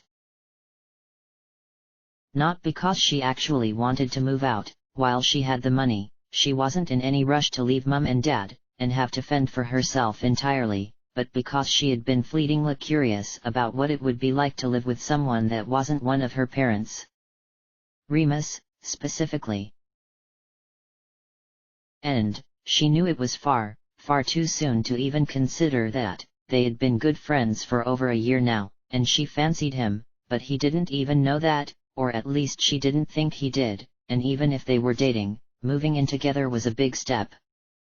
It was an entirely irrational and impractical idea, and one that had only passed through her mind briefly, before she had expelled it, mortified. But her mortification had remained, and it cropped up every time she was around Remus, which was rather regularly. It had encouraged her to redefine her feelings for him, yet again. It had been a month and a half since she had decided she had fancied him, and, while she didn't love him, well, she loved him as a friend, she was definitely well on her way to falling for him. "And you don't even know," she sighed, glancing in his direction. She hadn't the faintest idea how to tell him, and she had spent more time than was probably healthy trying to work out how to go about it. Usually, she'd just announce it, or kiss him. Both of those were pretty obvious giveaways, but Remus was different. Or maybe Tonks was just shyer around him than she had been around any of her other, rather short-lived boyfriends. Either way, she was driving herself to distraction trying to work it out. She had even considered asking Sirius for help, but didn't think she could stand the mockery that would probably come from such a talk. And she didn't even know how she'd go about that conversation. "So, I sort of fancy your best friend." It was only when Remus stiffened and opened one eye that Tonks realized she had spoken out loud. She clapped her hands to her mouth, and felt her hair turn a brighter pink than it had probably ever been before. "He always did get the girls," Remus said quietly. He had pushed himself into a sitting position, and his shoulders had a resigned sort of slump to them. He was staring very hard at the grass by his feet. "Not," Tonks cut herself off, and then forced herself to speak. She'd be embarrassed, of course, but she couldn't leave things the way they were. She definitely couldn't let him think she fancied Sirius. They were second cousins, after all, and while it was strictly legal, particularly for pure bloods, the idea freaked her out. "Not your best friend. Sirius. Sirius' best friend." Remus had gone very still. "I'm afraid I don't know what you're talking about," Remus said, very politely. "I fancy Sirius' best friend," she blurted. "I fancy." "Those plates have ants on them," Remus said, clucking his tongue. He gathered them up quickly and then got to his feet and hurried inside. "Now I've done it," Tonks thought miserably. She hauled herself to her feet and headed for the door. "Remus, I'm sorry, I just..." Only Remus wasn't there. He wasn't in the kitchen, and neither, she noticed, were the plates, and he wasn't in his bedroom, or in the bathroom. Tonks was almost relieved that he had left. He wasn't there to see the tears start. "Come in," Albus called, looking up from his copy of Transfiguration Today. He wasn't expecting anyone, but surprise visits weren't uncommon. It had been a few weeks since he had seen the Weasley twins, so they were probably overdue. It wasn't that particular pair of troublemakers, however, it was a single troublemaker, and one from an entirely separate era. "Good afternoon, Remus," said, gesturing for the younger man to take a seat. Remus did, looking rather shell-shocked. "Sir," he muttered, by way of greeting. Albus' eyes found the pair of plates, dirty plates, at that, in Remus' scarred hands. "Is there a particular reason for..." Is there any chance the defense position is still open? Remus asked. I'm afraid not, after both you and Thomas turned down my offer. Not that Albus had expected any different. Things were difficult in the ministry at the moment, particularly after Sirius' trial, and Thomas was too useful to be allowed to come and teach for a year. Remus, similarly, had been busy. He had, for the first time in years, had a chance at a family with Harry and Sirius. Albus had been reluctant to offer him the position for that exact reason. Daedalus accepted it quite happily, much to Minerva's distress. Albus' beard twitched. While Minerva liked Daedalus well enough, he was too exuberant for her liking, and she was still, years after she had first said it, convinced that he had no sense. A fleeting look of amusement passed over Remus' face, and then he looked disappointed. Do you have any jobs going? I'd be happy to help Hagrid, or Filch, if... Has something happened? Albus asked, folding his hands. No, Remus muttered. He was very obviously lying. I just want a change of scene. Forgive me, Remus, but this is very unlike you. I know teaching is an ambition of yours, but such a sudden request is very... well. So you've got nothing? Remus asked, cutting him off. I'm afraid. Right. Of course. Thank you. Remus got to his feet, dirty crockery in hand. Sorry for bothering you. Have a nice day, Professor. He left the room, not quickly, but definitely abruptly, leaving Albus staring after him.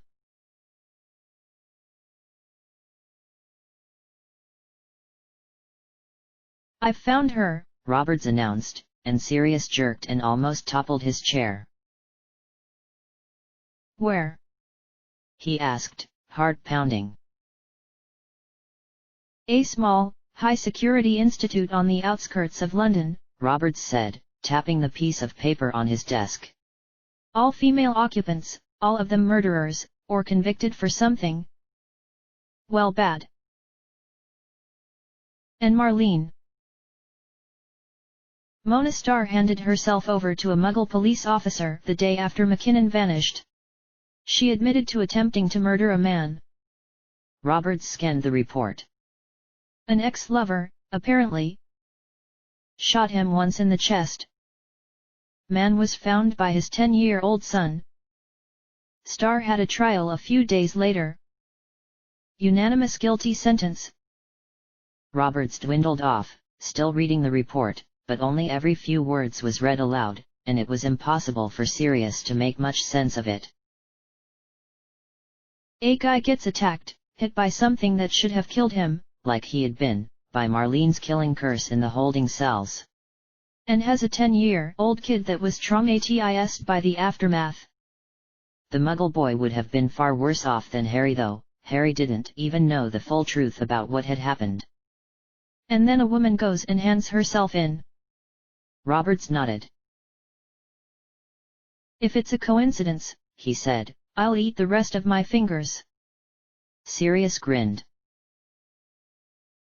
You checked Azkaban, Sirius said, because she thought she needed to atone. Well, she's still doing prison time, and she's either committed an identical crime, which Sirius privately thought was very unlikely, or just taken the fall for some Muggle git. Hopefully it's the latter, Roberts said, looking grim. Sirius reached over and stole the report so that he could have a read. Mona Starr, Sirius mused, a few minutes later, as he set it down. Does the name mean something to you? Roberts asked. No, but it means something to her, I'm sure. Sirius grabbed a quill and a scrap of parchment and tried to rearrange the letters to form some sort of clue. Star backwards, was rats, but something told him that wasn't it.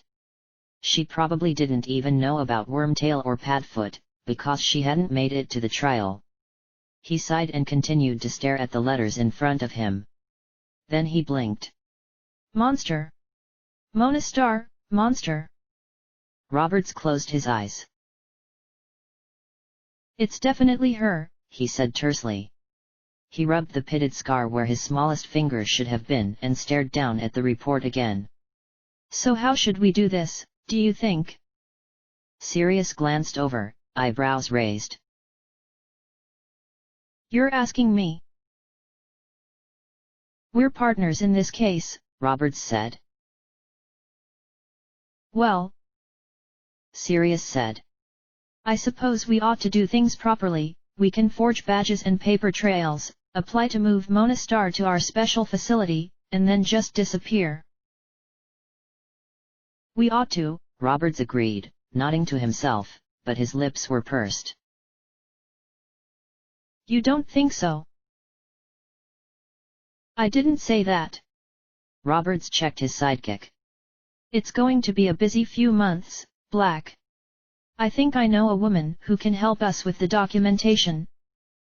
You can be in charge of researching Muggle facilities that it would be plausible to move her into. Months? Sirius asked weakly. But magic can only help so much, Roberts said briskly. We've got to procure the proper documents to copy, and insert them into the right systems, Muggle computer systems, which aren't at all receptive to magic. There's got to be a quicker way, surely. Sirius said, wincing. Oh, probably, Roberts said blithely. None of them legal, unfortunately. Auras are allowed some space to maneuver outside the bounds of the law, but even we aren't allowed to meddle too much in Muggle affairs. It would be easy to walk in there, disillusioned, and stun every police officer that got in the way, but unfortunately, there are laws preventing that. I don't think that'd be a good way to go about it anyway, Sirius said hesitantly. No, probably not, Roberts agreed. We'd be better off apparating into. We'd have to know exactly where she was, Roberts pointed out. And if she's with other Muggles at the time, we'd be breaching far too many laws. And, the majority of Muggle prisons are surrounded by anti-apparition charms these days, after that mess during the war. About time, he muttered. Sirius had been an Auror at the time. Evan Rosier and Antonin Dolohov had infiltrated one of the most infamous Muggle prisons in Britain, impriced a whole bunch of murderous lunatics, given them instructions to hunt down as many Muggles as possible, and then apparated them out. The whole tragedy had lasted for at least 6 months, and had involved hundreds of Ministry obliviators, who had had to remove the memories from as many Muggles as possible, and a good portion of the Auror force. Sirius knew of 3 Auror who had been killed by the Muggles, and Sirius had personally had his nose broken by one, who, in turn, had had his nose broken by a furious James. That was brought in when I was in AZ 84, Roberts said curtly. And it's for the best, I think, but it does complicate things for us in this particular scenario. Then maybe we should just put on disguises and get ourselves arrested, Sirius suggested. It was the sort of thing he or James would have come up with during their early Auror days. It was also the sort of thing that Mad Eye would have shouted at them for. Roberts didn't though. You would likely have to murder someone to get in, Roberts said, rather pointedly. Not. You would be putting yourself in a lot of danger by exposing yourself to prisoners, and breaking out again would be incredibly difficult, even with magic. He shook his head. The Auror department would never allow me to carry out such a risky operation. Scrimgeour would read the report and have my badge and wand. So don't report it, Sirius muttered, not really meaning it. He knew Roberts would have to report something like that, particularly because there was so much that had the potential to go wrong. He was just frustrated, because they knew where Marlene was, but were no closer to actually getting her back. I'm legally required to report everything I know about, Roberts said, rather significantly. Do you understand? Yeah, I know, Sirius muttered. Every development in a case that I'm involved in, every plan that I develop and I put into action. Robert's bright eyes fixed themselves on Sirius' face with rather alarming intensity. I think we're done for today, he said abruptly. But it's only lunchtime. Then find a way to occupy yourself this afternoon, Roberts suggested, smiling wryly. Sirius' mouth fell open as he realized what Roberts was getting at. Preferably one that doesn't involve me. I'm going to be rather busy this afternoon, and probably all of tomorrow as well, writing an application to Scrimgar, regarding those Muggle documents we'll be needing in a few months. Right, Sirius said unsteadily, not quite able to believe what he had just been given permission to do.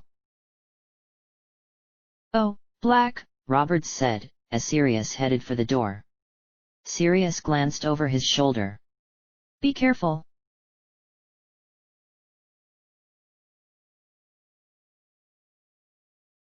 Hi, Andy. Andromeda blinked and clutched the doorframe for support. She hadn't been expecting visitors at all, though she was rather used to Mad-Eye Moody showing up for Nymphadora, but never in her wildest imaginings had she expected these two to show up. Sirius, she said, rather weakly. She had written several hundred letters to him since the trial, but all of them had ended up crumpled and in the rubbish bin. She had missed her little cousin, but had no idea what to say. Sorry had seemed like a good idea, but she hadn't known how to word it. She had heard he was guilty and believed it, because they had said the same about Bella, after all, and blacks had a predisposition to turning bad. Then, of course, she had worried that he might have held a grudge, even after he befriended Dora a month or so ago, and hadn't been sure if she could take the accusations. How've you been? He asked. Good, she said, glancing at young Harry. He had Lily's eyes, but otherwise was James in miniature, though James had never worn a uniform that wasn't the Hogwarts robes, or his aura robes. Harry was wearing a Muggle school uniform, and had a rucksack full of school books slung over his thin shoulders. His pencil case was in danger of falling out, she noticed. I'm good, thank you. How would you like to come in? Thanks, Sirius said. She stepped aside to let them past. Sirius looked a little nervous, and Harry seemed to have picked up on that. He was sticking very close to his godfather, and his eyes were flicking around the room, as if to detect danger. Sirius' eyes never left Andromeda. Can I get you tea, or? Unable to form a coherent sentence around her little cousin, she turned her gaze on Harry. Would you like a biscuit? He looked surprised that he had been addressed. He glanced at Sirius, who put a hand on his shoulder. Tea and biscuits would be fantastic, Sirius said. Thanks. The kitchen's this way, she said, trying to pull herself together. They weren't strangers, they had known each other as children, but also as adults. It shouldn't be this difficult. You had school today? She asked Harry. He was easier to talk to than Sirius. He nodded. Well, easier to address, she decided, but not very talkative. What year are you? 6, Harry replied.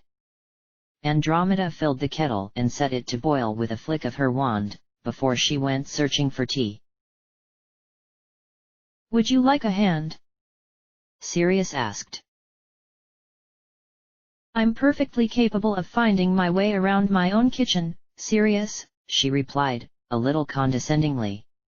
It was the way she would have spoken to him during the war, like an older cousin.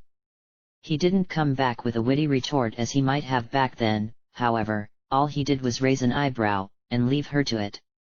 The interaction left Andromeda feeling a little unbalanced. I'll go and see if Nymphadora would like to join us. she muttered. She got home about an hour ago, and I think she's still here. With that, she fled, almost tripping on her robes in her haste to get out of there. Nymphadora was in her room. Thankfully, Andromeda could have cried with relief that she wouldn't have to endure the pair in her kitchen alone. And, hopefully, by watching Nymphadora interact with the pair of them, she'd be able to get a measure on this new Sirius. She preferred to observe before she was forced to interact. Nymphadora, we have visitors, Andromeda told her daughter. Nymphadora glanced over, blue-haired, dark-eyed and pale-faced. Who? She asked, looking hopeful. Her hair turned a greenish color. Sirius and Harry. Nymphadora's face fell, her hair went back to indigo, and she rolled back into her pillows. Tell them I'm sleeping. It's the middle of the day, Andromeda said, exasperated. And I had an early start and an eventful morning. Up, Andromeda said. Now. Mum, Nymphadora said, in a rather pitiful voice, please. Up. Mum. Nymphadora. Andromeda planted her hands on her hips and Nymphadora gave in with rather ill grace. She rolled off the bed and wandered over to the door, dragging her feet. She looked quite miserable about the prospect, and Andromeda wondered what on earth could have gotten into her usually cheerful daughter this afternoon. And do something with your hair, you look miserable. Nymphadora sniffed and managed to turn it a mousy brown, which was marginally better. The two Tonks's made their way back to the kitchen, where they found Sirius locked in a stare-off with Canis. Andromeda found herself fighting a smile. Watch her, Nymphadora said rather gloomily. Both Sirius and Canis looked at her. Canis looked disgusted and promptly fled the room. Sirius, on the other hand, looked alarmed, and then suspicious, and then exasperated. Harry just looked worried. Can I have a word with you? Sirius asked, getting to his feet before Nymphadora could sit down. Sirius, she said, looking a little afraid at the prospect. I don't really. I need help, he said. Regarding a certain missing friend of ours. Nymphadora glanced at Andromeda and nodded. Can tea wait a few minutes, Mum? She asked, looking exhausted. Of course, Andromeda said uncertainly. You're all right there, kiddo? Sirius asked. Harry nodded. And with that, Sirius put a hand on Nymphadora's shoulder and led her out of the kitchen again. Andromeda turned to Harry. A missing friend. Harry shrugged, but she felt like he knew more about it than he was letting on.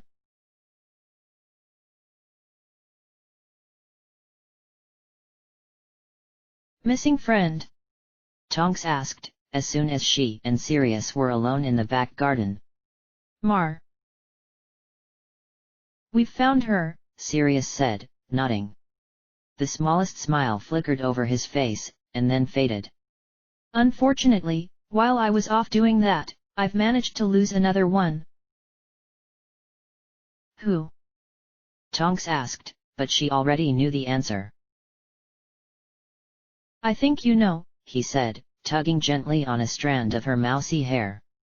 He can be a bit of a git about things like this, I'm afraid. It was my fault, Tonks sniffed. I shouldn't have, I sort of sprung it. Remus isn't very good at dealing with people once feelings get involved. I shouldn't have said anything, Tonks said, embarrassed to feel tears prickling her eyes again. We were good friends, and now I've gone and ruined everything. He didn't even respond, he just sort of ran, Sirius supplied. She let out a sob and flung herself at him. Unlike Remus, Sirius didn't even hesitate before wrapping his arms around her, and his hand found a soothing rhythm on her back within seconds. Tonks felt immediately guilty for wishing it was another set of arms, but she couldn't help it. He'll come back, he has to, because the full moon's in 2 days. And then what? She asked. He won't want to see. He'll have to see me, Sirius said. And I've got a few words to say to him, I assure you. Self-pitying coward's going to come up a few times, I think. He's not a... Oh, he is, Sirius said, matter-of-factly. He thinks so little of himself that he doesn't think he deserves much happiness. It's not the first time I've used that particular word combination, and I know better by now than to hope it'll be the last. But I'll get through to him, don't you worry. I usually do. And I've alluded to this subject numerous times before. He just hasn't realized it. I think it's about time to forego subtlety. Tonks sniffed and tightened her hold on her second cousin. Don't, not because of me. Even if you weren't sobbing your eyes out on me in your back garden, I'd want to say something to him, Sirius told her. I want to see him happy too, Merlin knows he deserves it. I think you would be good together. Tonks sniffed again. And when he admits that, yeah, he fancies you back, I want to say I told you so. Sirius grinned and Tonks let out a watery laugh as the last of her tears stopped. Sirius let her go and looked at her face. A bit puffy, but you'll do, he said. Do for W what? She asked. Well, since my usual accomplice has run off to sulk or hide from his feelings or whatever it is that Mooney does, Tonks laughed. It was snotty, and she was sure her eyes were bloodshot. She quickly fixed that with her abilities, but it was a genuine laugh. I'm going to need a new one. Why do you need an accomplice? Are you busy tomorrow? He asked. I have training at 2, and then I'm out on a case with Mad Eye for most of the night. Tomorrow morning. I'd planned to sleep in. Sirius gave her a slightly pleading look. But I suppose I could get up a bit earlier. Why? I need you to help make me pretty, he said, batting his eyelashes at her. Tonks stared, and he laughed. And then I need you to die. End of chapter. Chapter 68, Ebony's Hunt. John Fisher had stopped most of his patrols thanks to a combination of age and corporate superiority. The majority of his time was spent behind a desk, filling out paperwork, and making sure that the younger, more impetuous members of London's police force were kept in line. The only time he had to patrol at all, and only for a few hours, to show that he wasn't too high above the rest of them, was Thursday mornings. It was a nice time to do. It wasn't a weekend morning, so he wasn't dealing with anyone who had overindulged at the pub, and it wasn't a weekend afternoon, where he was dealing with the hooligans at the pub or on the roads on the way home. Everyone that had a job was already at it by the time he hit the streets, and school had started, so London's youths were out of the way. Roads were reasonably quiet and the streets were usually empty, if he didn't count the university students meandering the city between lectures. There were very few car crashes on Thursday mornings, very few robberies, and never, ever, were there any murders. Except for this Thursday. John had just come out of the local bakery. The couple who owned it were friendly with his wife Sue, and usually offered him a small discount. He was clutching a meat pie, a sultana bun and a juice box and was just climbing into his car when he heard an ear-splitting scream, followed shortly after by another few screams. John got out of his car again, hiking up his trousers with one hand and fumbling with his car keys with the other. He jogged towards the screams and found himself 2 blocks away, in a reasonably busy shopping district. Puffing, and feeling rather like his heart might leap out of his chest if it didn't stop hammering, he ushered spectators aside. "Move!" he gasped, shooing a woman and her toddler out of the way. "Excuse me, Officer John Fisher of the city police." He sucked in a breath to soothe his burning lungs and then, as he was clutching his chest, found his whistle. He blew it, and the people parted at once. John staggered forward, and found himself abruptly glad he hadn't eaten. Lying there, beside a rubbish bin and in a pile of blood, her own blood, was a woman. Her face was deathly pale, and her eyes were open and unblinking. Her chest was stained red and bore 2 large, and very gruesome stab wounds. A man, crouched next to her, had his fingers on her neck, searching for a pulse, and shook his head at John. John seized his radio and quickly dispatched a message to all or any other officers that might be in the area. He needed backup, and he needed someone to deal with the body. John draped his jacket over her head and chest in the meantime, covering the worst of the damage, though there wasn't much he could do about the blood. "What happened?" John asked, finally managing to regain enough of his breath that he could talk without puffing. "A woman stabbed her," someone offered. "They were fighting and then, it was horrible." Several people sobbed. "The woman," John said. "Where did she go?"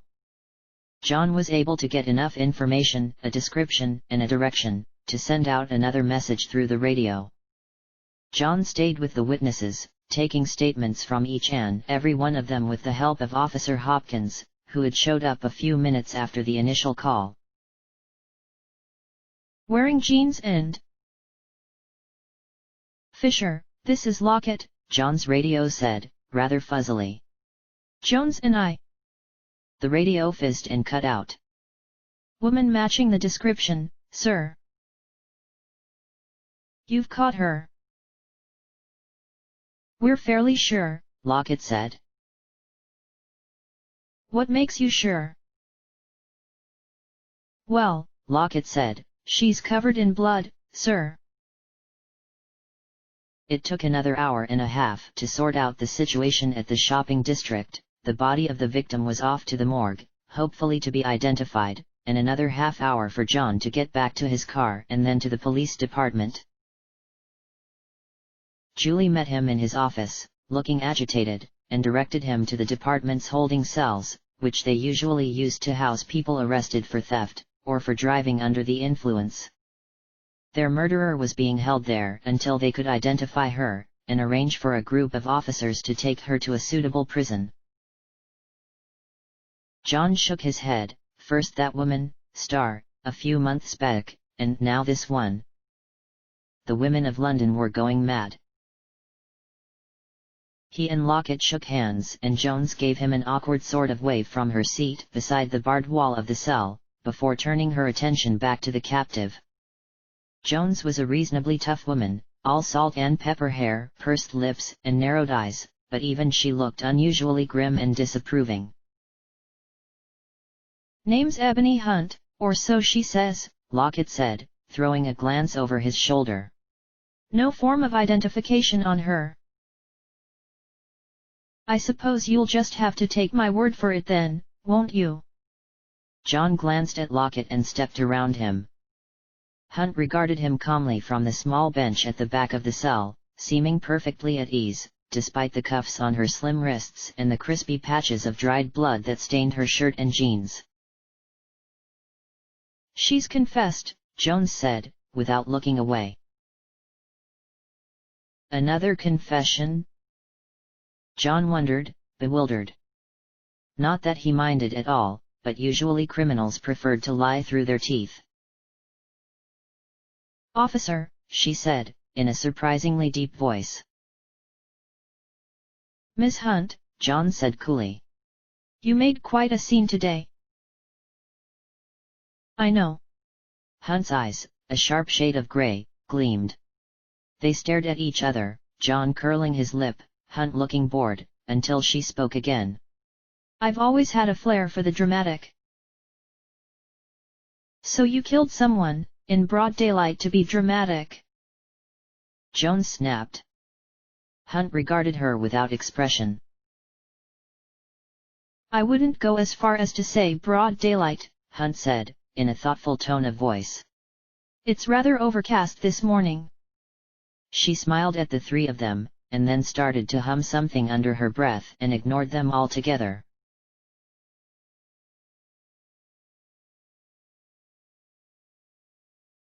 Sirius was moved to a long-term prison within the hour, and couldn't help but feel rather pleased with himself, though the majority of the congratulations ought to, and would, when he next saw her, go to Dora. Sirius had made a late-night trip to Diagon Alley the night before, to buy dragon's blood, and Dora had made a pocket out of skin in which to store it. When Sirius had stabbed her, with a dull knife he had retrieved from the black vault, she had quickly reshaped her midriff to avoid being injured and also fabricated a pair of nasty-looking stab wounds and released the blood. Then, assuming she had done what they had practiced the night before, she'd have gone pale and hardened her neck and chest, to block her pulse and heartbeat, had shrunk her lungs, to keep them from making her exhalation obvious, and had created air holes between her shoulder blades to breathe with. Sirius had been running by then, but if her performance was even half as good as their practice, she'd have made a very convincing dead person. And she had made him an uncannily convincing woman. Even the doctor that had looked him over before admitting him, hadn't found fault in his disguise. Sirius found his current, transfigured body very odd. He was a lot shorter, for one, and lacked his usual broad shoulders, for another, and he had decided it was best not to think too much about other specifics. His new cell was a lot nicer than the one he had used in Azkaban. It had a bunk bed with a small pile of clothes atop the higher level, a desk, which was affixed to the floor and wall, and a chair that was similarly anchored, as well as his own toilet and sink, semi-concealed behind a low wall. It was inside, like the ministry cells had been, and, like the ministry holding cells, there was someone else in there with him. She had been sent to stand against the back wall by one of the guards, while Sirius was ushered in. The barred part of his cell looked out into a hallway, which was lined with other cells. A few of the other inmates were jeering at the officers who had escorted Sirius. The oldest officer, his badge said Fisher, gave Sirius a disdaining look. You'll be informed about the dates of your trial, he said, and then gestured to the other four and left. One officer, a guard, remained long enough to lock the cell before wandering off down the hallway, sighing. The woman against the wall folded her arms and cleared her throat. She was 40 or 50, Sirius guessed, and very tall, but also very thin. She reminded him a bit of Harry's Aunt Petunia, with her bony elbows and skinny neck. Although Sirius found her far more intimidating, this woman had probably killed someone. Carol, she said, rather primly. Ebony, Sirius told her, swinging himself onto the top bunk. He wasn't going to be outrightly rude. That sort of bluff might work with blokes, but probably not with women, and particularly not one that was this tall. He'd just try to blend in with his mattress, and be forgotten about. He settled back into the pillow, which actually wasn't too uncomfortable, and shut his eyes, thinking, this was the part he hadn't planned to perfection. He didn't have his wand on him, or it would have been taken upon his arrival, and he had intended to call Creature and have him bring it. Only Sirius hadn't realized that he'd be sharing a cell. Which could complicate things, he thought, rather grumpily. Sirius let out a grunt as Carol grabbed his hair, which Dora had lengthened and curled for the occasion, and pulled him down to face her. Ow, Sirius said, giving her hand a pointed look. I haven't had a cellmate for a long time, Sirius almost asked if that was because she didn't play nicely with the other children, but bit his tongue. "I'm an adult and I'll behave like one," he told himself, "not go picking fights." Sirius could throw a fair punch, but he didn't particularly want to go around punching women. Even if he did, he was a lot smaller than he was used to being, with less body weight to throw around, and he relied so heavily on using magic to solve his problems that he suspected he had come out second best in any sort of physical altercation with anyone here. These were Muggles, and they'd fight like them. "And I've liked it like that," Carol finished. "So you, girlie, can keep the hell out of my way. I won't be here long," Sirius said, and Carol laughed. It wasn't a nice sound. "Everyone says that," she said, tugging on Sirius' hair again. He winced, and then, abruptly, she patted his head. It was one of the most condescending gestures anyone had ever made toward him, and even his dog side disapproved. "Don't bother me, okay?" "Sure, cow," he muttered, and she gave him an odd look, but then obviously decided that he had said her name and not insulted her. Then, she looked smug. Sirius wanted to hex the expression off her face. Thankfully, she disappeared onto the bottom bunk and Sirius didn't hear anything more from her until dinner time. Sirius had formed the loosest of plans by the time he walked into the dining room. There was a bench with food. Sirius eyed the Muggle contraption for keeping things warm, with undisguised interest, and people to serve it on one side of the room, while the rest of the space had been used for tables. A few people were already sitting. Sirius got the impression that there was a very strict social hierarchy at play here, in groups. He spotted quite a few young girls, probably not even in their 20s yet, all clustered together, and as soon as they had received their food, roast beef, with chocolate ice cream for pudding, Carol immediately left Sirius' side to join a table of older ladies.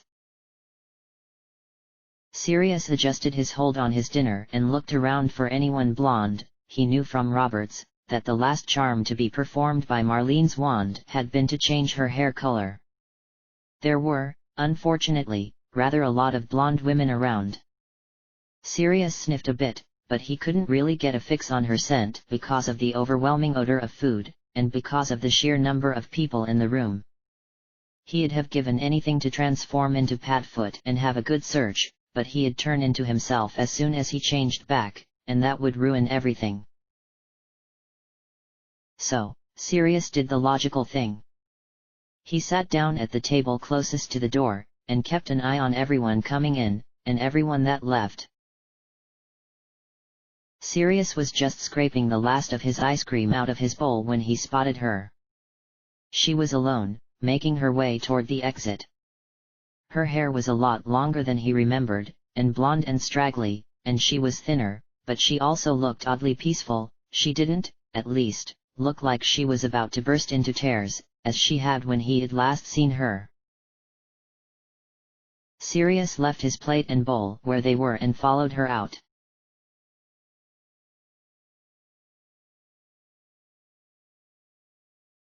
"Why'd you do it?" Mundungus asked. Peter barely heard him. Instead, he clutched more tightly at his blanket, and attempted to press himself into the corner of his cell. Summer was a term to be used sparingly in Azkaban because it was never really warm, but it wasn't as cold. And, Peter knew Christmas was approaching. He had overheard two of the guards talking about it, and it was bringing the freezing weather with it. It was awful. He wondered if Azkaban would actually freeze over, and half hoped it would so that he might die of frostbite.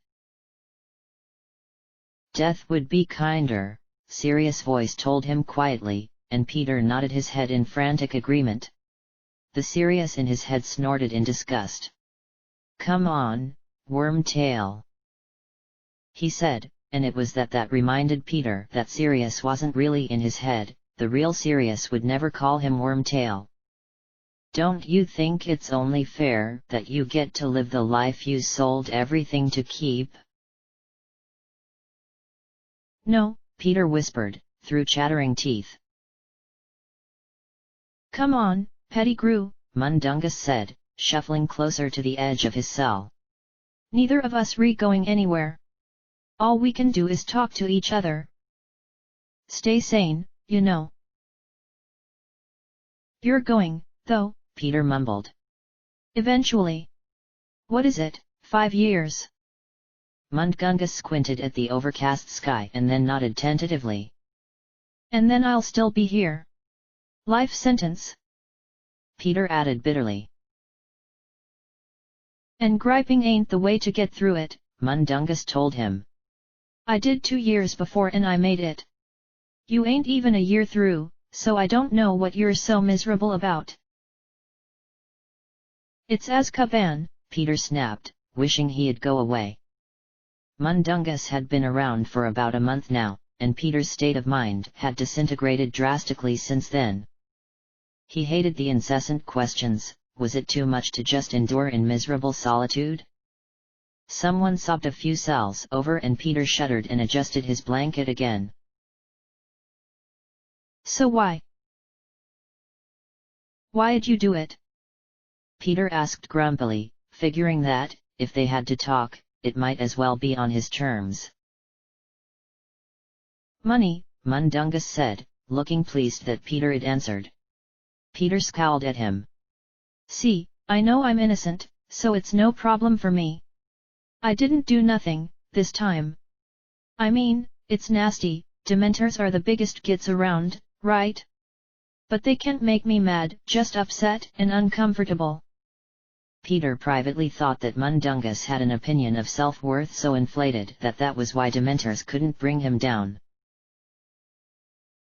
Peter, on the other hand, had a very realistic perception of his own worth, and the Dementors had been quick to destroy what little value Peter had thought he had. Death would be so much kinder, he thought sulkily. Just got to put up with it, you know. No, Peter said, because he wasn't coping. He suspected Sirius had been the same, knowing he was innocent must have helped. Peter didn't have such luxuries, and Azkaban saw through any delusions he had attempted to conjure. You'll be all right, Mundungus said sagely. Peter glared at him. You're not very helpful, why you? Peter cut off, coughing. Sorry, Mundungus said, genuinely appearing to be. He paused, and Peter thought he might be thinking, Mundungus was a Slytherin, but he hadn't been sorted there for cunning, only ambition.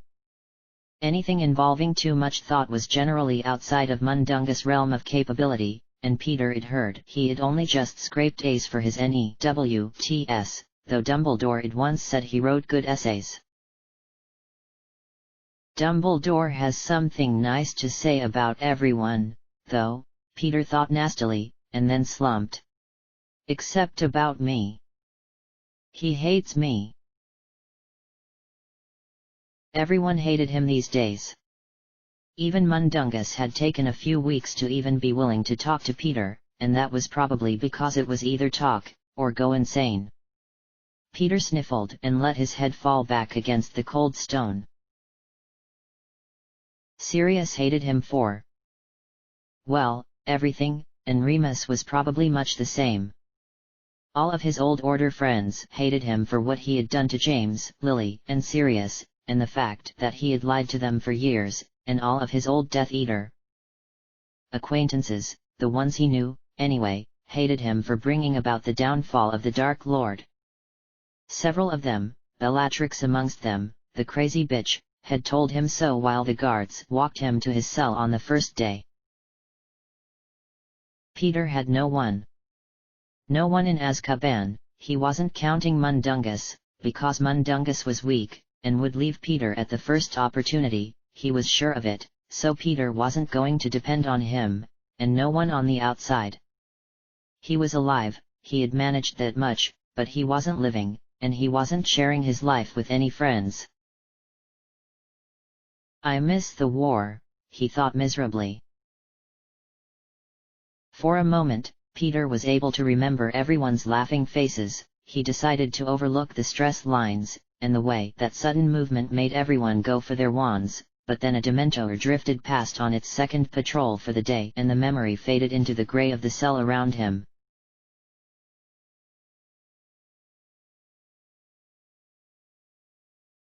Marlene sat down at the desk in her cell and pulled the book she had been reading, The Human Brain and Its Functions, towards her. She had just settled into the spindly chair when there was a metallic tap behind her.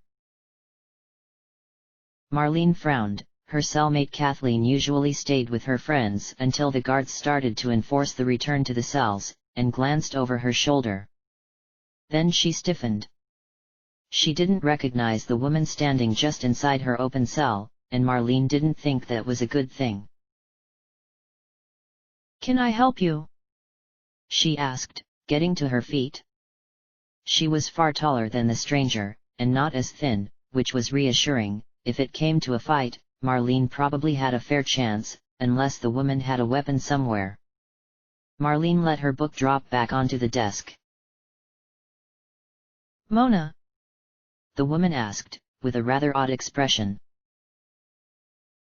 "Can I help you?" Marlene repeated, her tone a little sharper. The woman looked exasperated and thrilled all at once, and took a tentative step forward. "Who are you?" Marlene demanded. The woman hesitated, and when she didn't offer a name, Marlene realized she was trying to think of a title to give herself. "A friend," she decided, rather tentatively. "Or at least, I consider you one. Sort of." "Well, sort of friend," Marlene said, rather coolly. "What do you want?" "You," the woman replied, looking sure, at least, of this.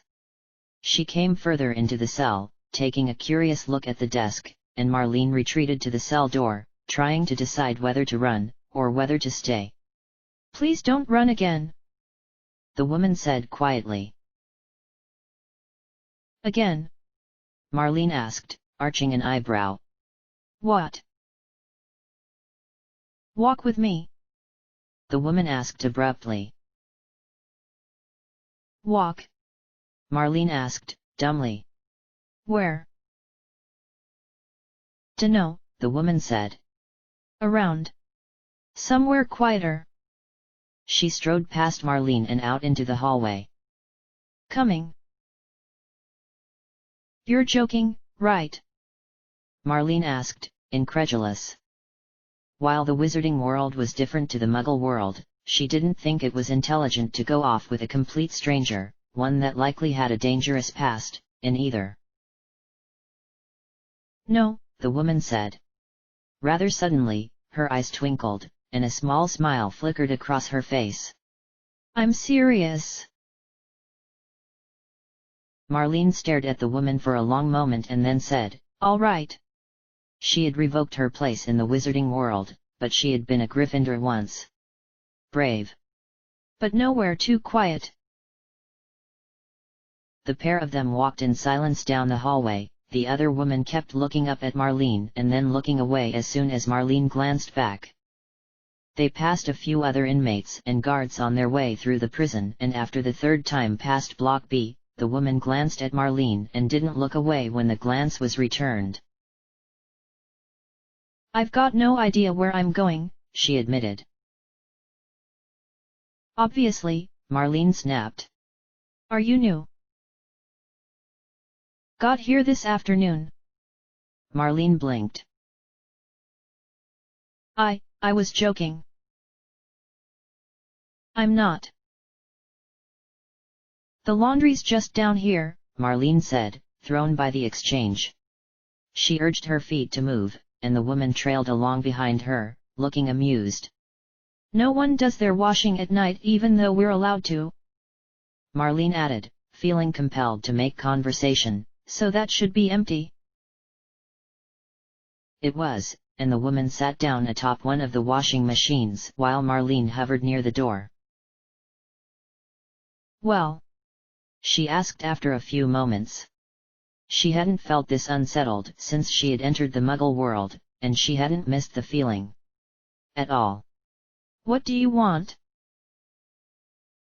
I already told you.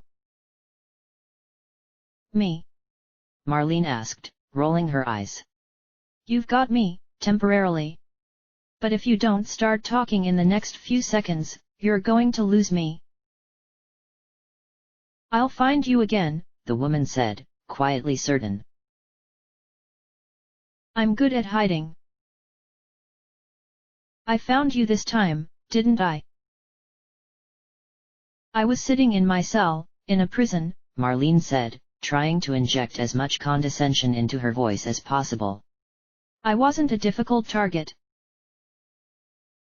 No. The woman asked, with something in her voice that Marlene couldn't identify. She hopped off the washing machine and leaned against it, folding her arms. You're a long way from home, Mona. Some might even think you were hiding. Some might be wrong, Marlene shot back, eyes flinty, but uneasy, didn't even begin to describe her feelings anymore. This woman, whoever she was hinting at things that Marlene wasn't comfortable with her hinting at. She turned on her heel, intent on returning to her cell. Seriously? You're going to run again? I'm going back to my cell, Marlene said, with what dignity she could muster. It's almost curfew. That was a lie. Curfew was still probably an hour away, but if this woman was new, as she claimed to be, then she wouldn't know that. Wait. Marlene didn't even pause. Marlene, wait. Those two words were said so calmly, but with so much authority behind them that Marlene did wait. She didn't stop, however, and whirled around. Who? She choked. All she got in return was a sad smile, but it was enough. The number of times she had seen it during the war, directed at her from over James Potter or Remus Lupin's shoulder, or from behind a glass of fire whiskey. Her heart stopped. She wanted to run. She had never wanted anything more, actually, but she knew the woman, well, man, opposite her would follow. He had managed to already, hadn't he? She sat down on the floor, where she was. Sirius came to sit beside her, without hesitation. Dora does good work, he said quietly, gesturing to his face. Now that she knew it was him, she recognized the color of his eyes, although the shape was different, and the lashes framing them were thicker, and the eyebrows were thinner. His nose was longer, and thinner, and his teeth were rounder and his lips plumper. I didn't even recognize myself when I... What do you want? She asked thickly. And if you say you, I swear I'll break your stupid, unrecognizable face. Sirius said nothing.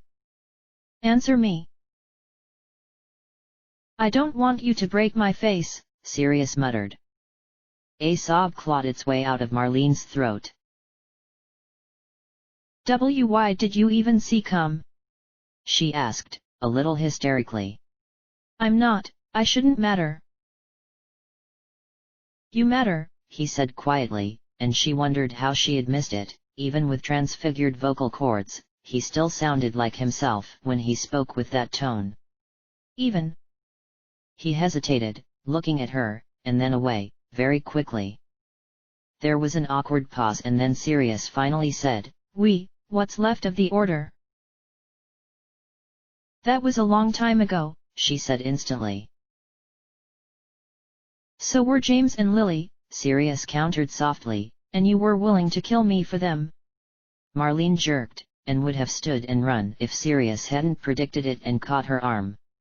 Don't tell me none of it matters. I won't apologize, Marlene said. Why not?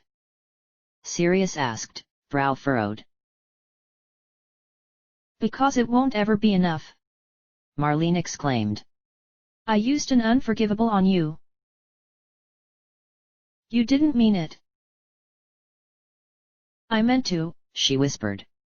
And that's not, I can't forgive, you can't forgive me for. I can't. Sirius drawled. That sounds an awful lot like a rule. Marlene frowned at him. I'm not very good with rules. You still like to think you're funny, she observed, rather despairingly, staring at his unfamiliar face.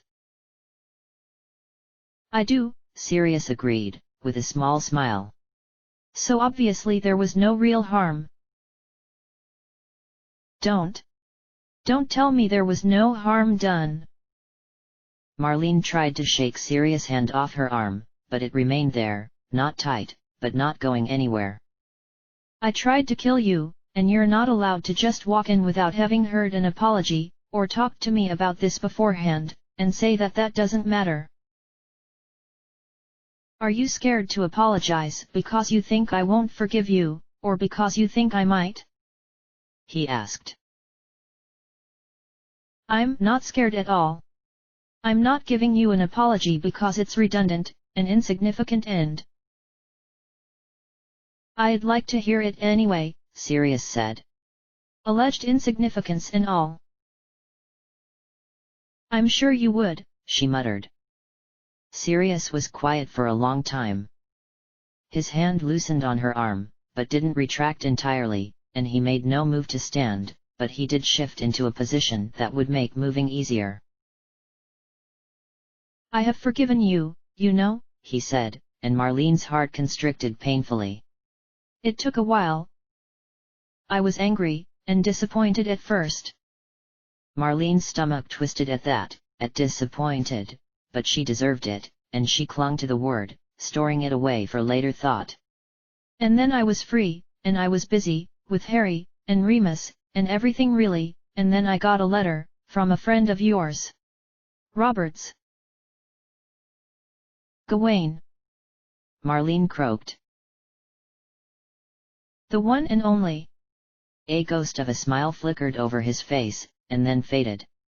He was a mess, Marla. He wasn't sleeping, he was getting by on tea and toast, and he was so desperate that he reached out to me, the bloke you had tried to kill, for help. Why did you? Marlene asked. Sirius hesitated for the briefest moment and then said, Order. We're family. She didn't think that was the whole truth, but she wasn't going to question him. She didn't think she wanted to hear the truth.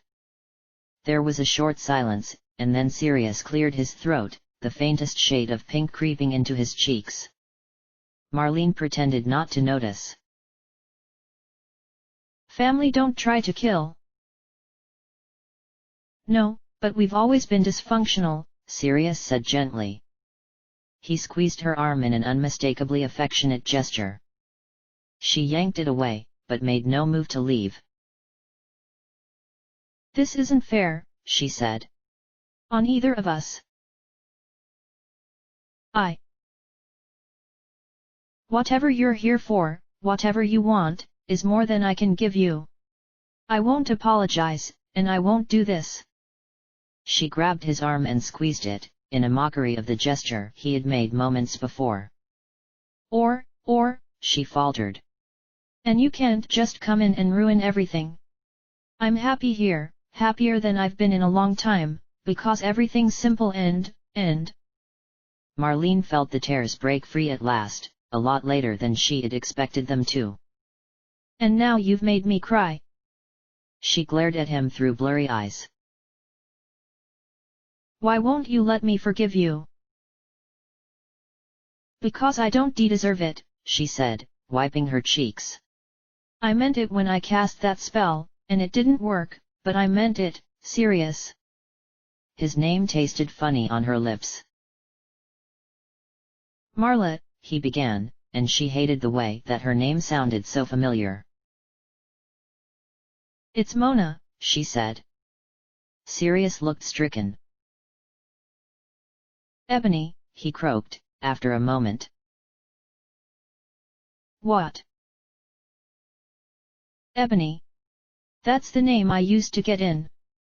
He stood, and there was something in his voice, and in the way he moved, that spoke of utter defeat. I expect it'll be all over the Muggle papers tomorrow, alongside speculation about how I escaped. You're leaving?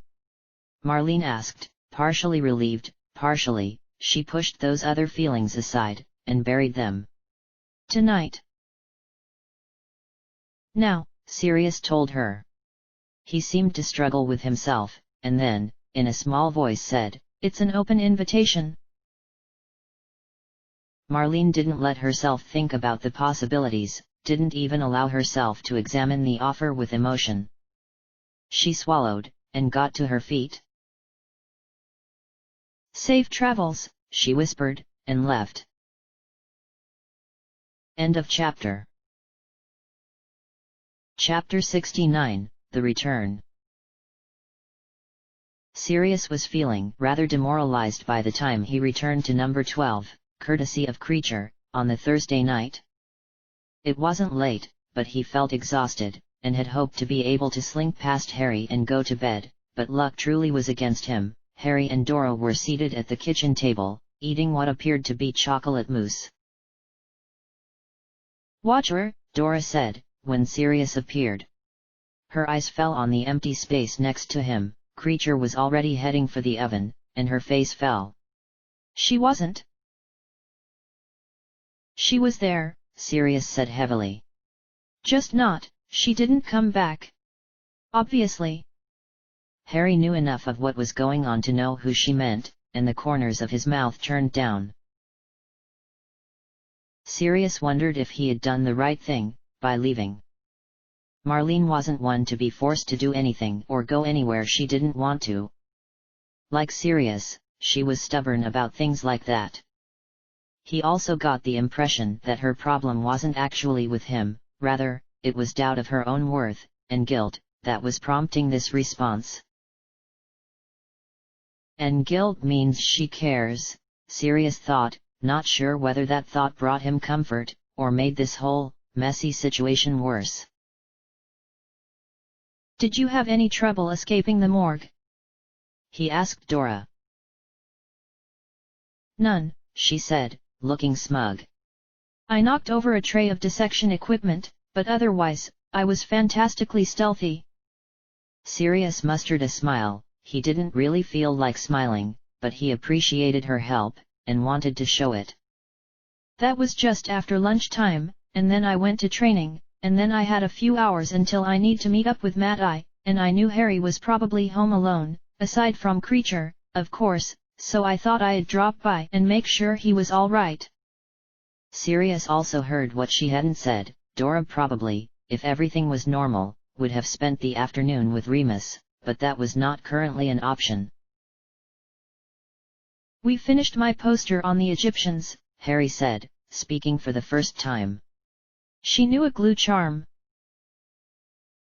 "I bought you a glue stick," Sirius said, amused. "What happened to Harry shifted sheepishly. Well, the thing is, that Sirius prompted. "E-list it," Harry said in a rush. "It's in my room. I think. Possibly. Or the library." Sirius chuckled, unable to help himself, and then stepped around the table to ruffle Harry's hair.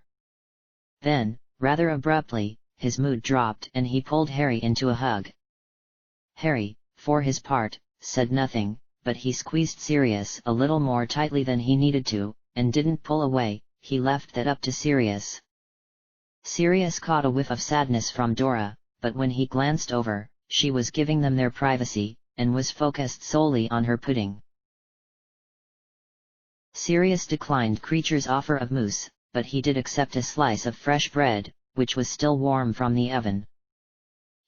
Harry and Dora chatted, about nothing in particular, but they were all careful to avoid mentioning Remus and Marlene. Dora left about half an hour after Sirius' return, saying she had to get to Mad-Eye's by 8, and be there early enough to deal with whatever obstacle he had set up. Sirius suggested she use the flu and try to scare him, and Dora seized the idea with enthusiasm, and even changed her features to look as sinister as possible. Sirius thought that was tempting fate, but she refused to be dissuaded and vanishing with a cheery grin. Padfoot, Harry said, after the flames had died down.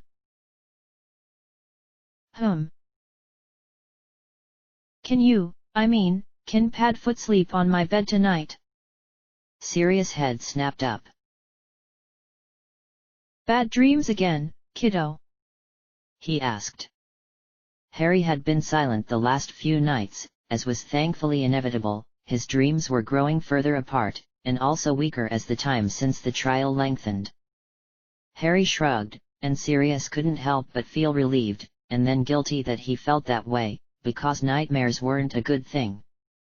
For all that he had wished he could sneak past Harry when he first arrived home, he now realized that the idea of being alone didn't appeal to him all that much either. He'd be grateful for company, even if said company was going to be asleep the entire time. Sirius ruffled Harry's hair again, and then clapped him on the shoulder. Race you, Sirius said, the words twisting strangely as he curled into Padfoot. Harry smiled and muttered something, so quietly that even Padfoot's sensitive ears couldn't hear it. Then, as Padfoot started toward the kitchen stairs, Harry stood up and vanished with a pop. Padfoot growled good-naturedly, the doggy approximation of cheat, and tore up the stairs, his thoughts about Marlene gone for the time being.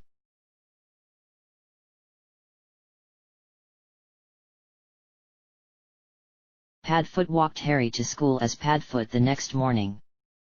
His ears and tail drooped when they passed number 13, Harry noticed, but they perked up again when he spied a pair of fat pigeons and dashed at them, barking excitedly.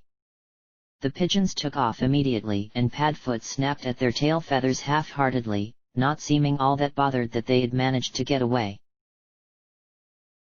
Then he trotted back to Harry for a scratch behind the ears and to get a look at Harry's watch. He made a soft snuffling sound and nudged Harry along. Harry walked a little faster, watching his godfather carefully from behind.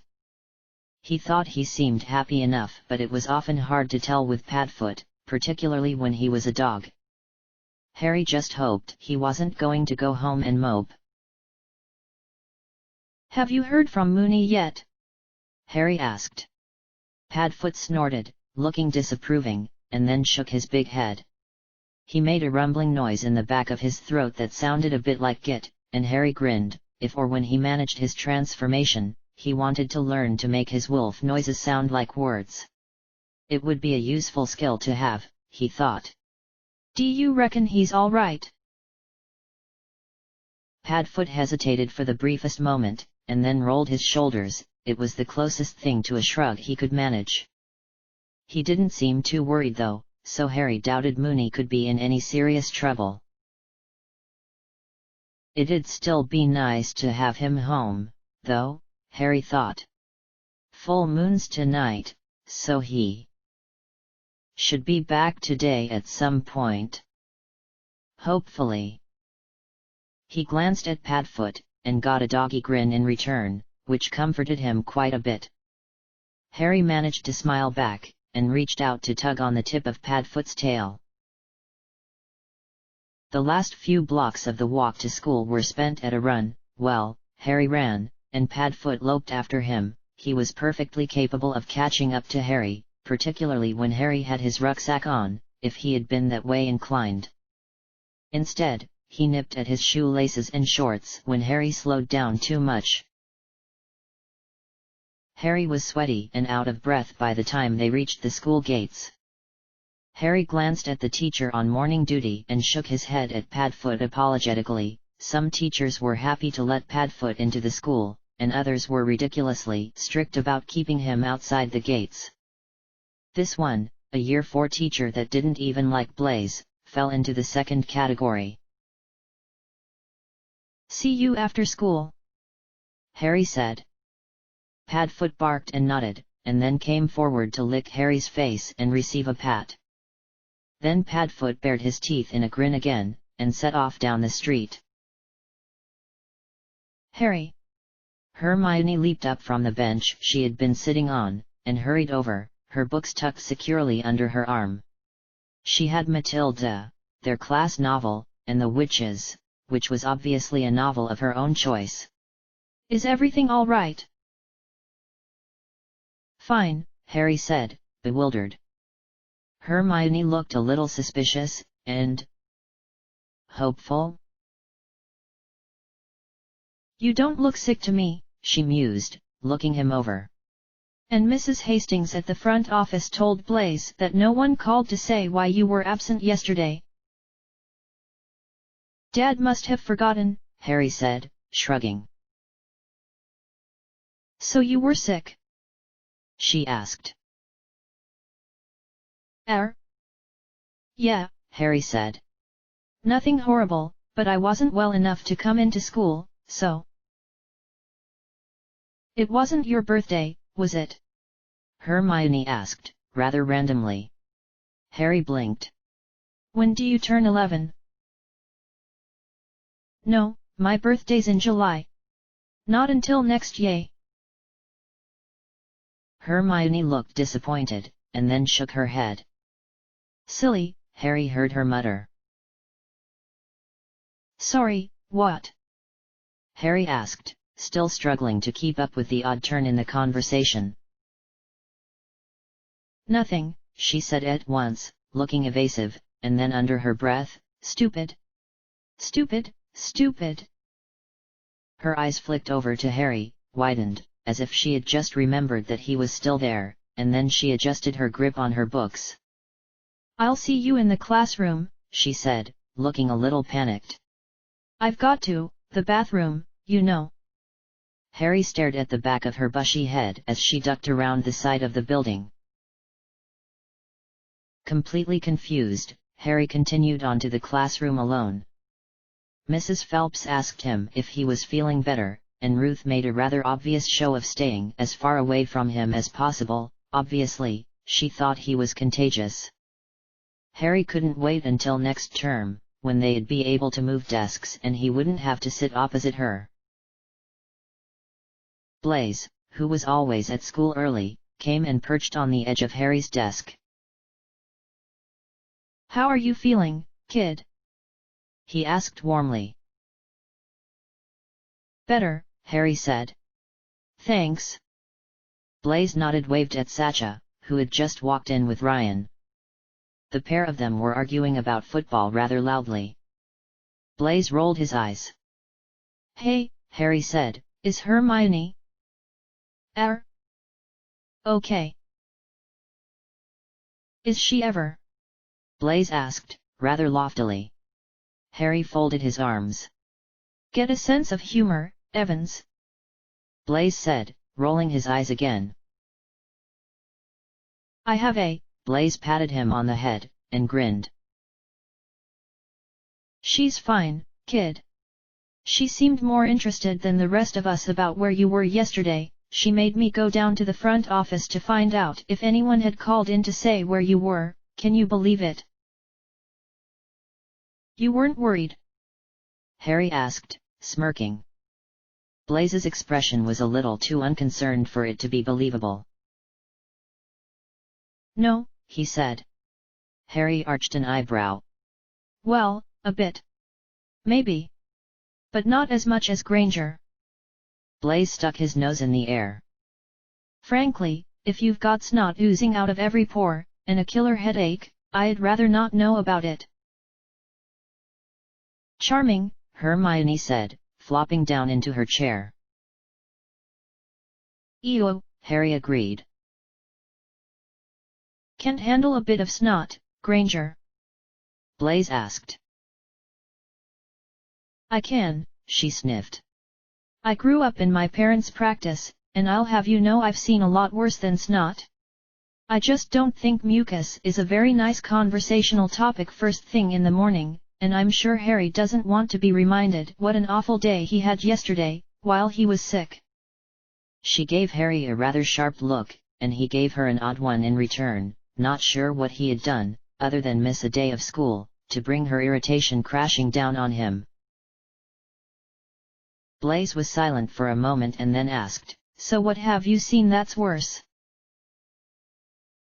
"Honestly," Hermione huffed, pulling out her book. Harry kicked Blaze's foot, and Blaze pulled a face at her. Harry kicked him again. Hermione noticed, her eyes peered over the top of the witches, and Blaze immediately stopped, seeming embarrassed that he had been caught. His cheeks darkened and he took immediate interest in Harry's pencil case and how functional the zipper was. Hermione watched them both for a moment, and apparently decided neither was worth her time that morning. She returned to her book a few moments later. "Blaze, back to your own desk, please," Mrs. Phelps said. "And you three." Leanne, Colin, and Jack looked over from the rucksack hooks. "Hurry up, please, so we can get started." Blaze slid off Harry's desk and slinked back to his own, still looking sheepish. "Have I done something?" Harry asked, nudging Hermione. She looked up, her expression softening a bit. "No," she sighed. I'd thought, or hoped, maybe, that." She frowned at him, and then her shoulders slumped. "It doesn't matter, really." "Harry." "What doesn't matter?" Harry pressed. Hermione's frown deepened. "Evans." "Harry," Hermione said, elbowing him. "Here," Harry sighed, glancing at Hermione. "Sorry." Mrs. Phelps stared at him for a moment and then said, "Hermione." "Here," Hermione said at once. "It's a bit pointless, isn't it?" Blaze whispered, leaning across the gap between their tables. "I mean, she can see you, she was looking right at you, so I don't know why she couldn't just tick you off. It's just impractical, really." Harry shrugged, and Mrs. Phelps, apparently noticing that two of her students weren't paying attention, snapped her fingers. Both boys glanced at her. "Blaze," she said sternly. "I'm aware that Harry was away yesterday, and that the pair of you obviously have a lot of catching up to do, but kindly let it wait until recess. I don't like it when other people talk over the top of me." "Yes, Mrs. Phelps," Blaze said at once. He adjusted himself in his seat and then gave her a contrite look. She smiled, and Blaze smiled back, instantly forgiven. "Sorry," Harry said. The look she gave him was not quite as fond. She had been a bit uncertain around him since the pointy purple incident, but she didn't seem angry. "Thank you," she said. "Alice."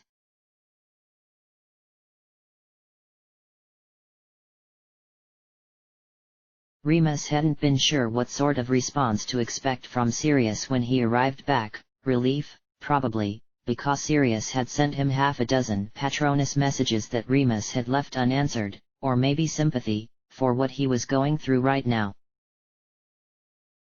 He flew into Grimald's kitchen in the late morning of the day of the full moon, feeling rotten and achy. Sirius, who was at the kitchen table, nursing a cup of tea, beside which rested a bottle of Old Ogden's fire whiskey, glanced up.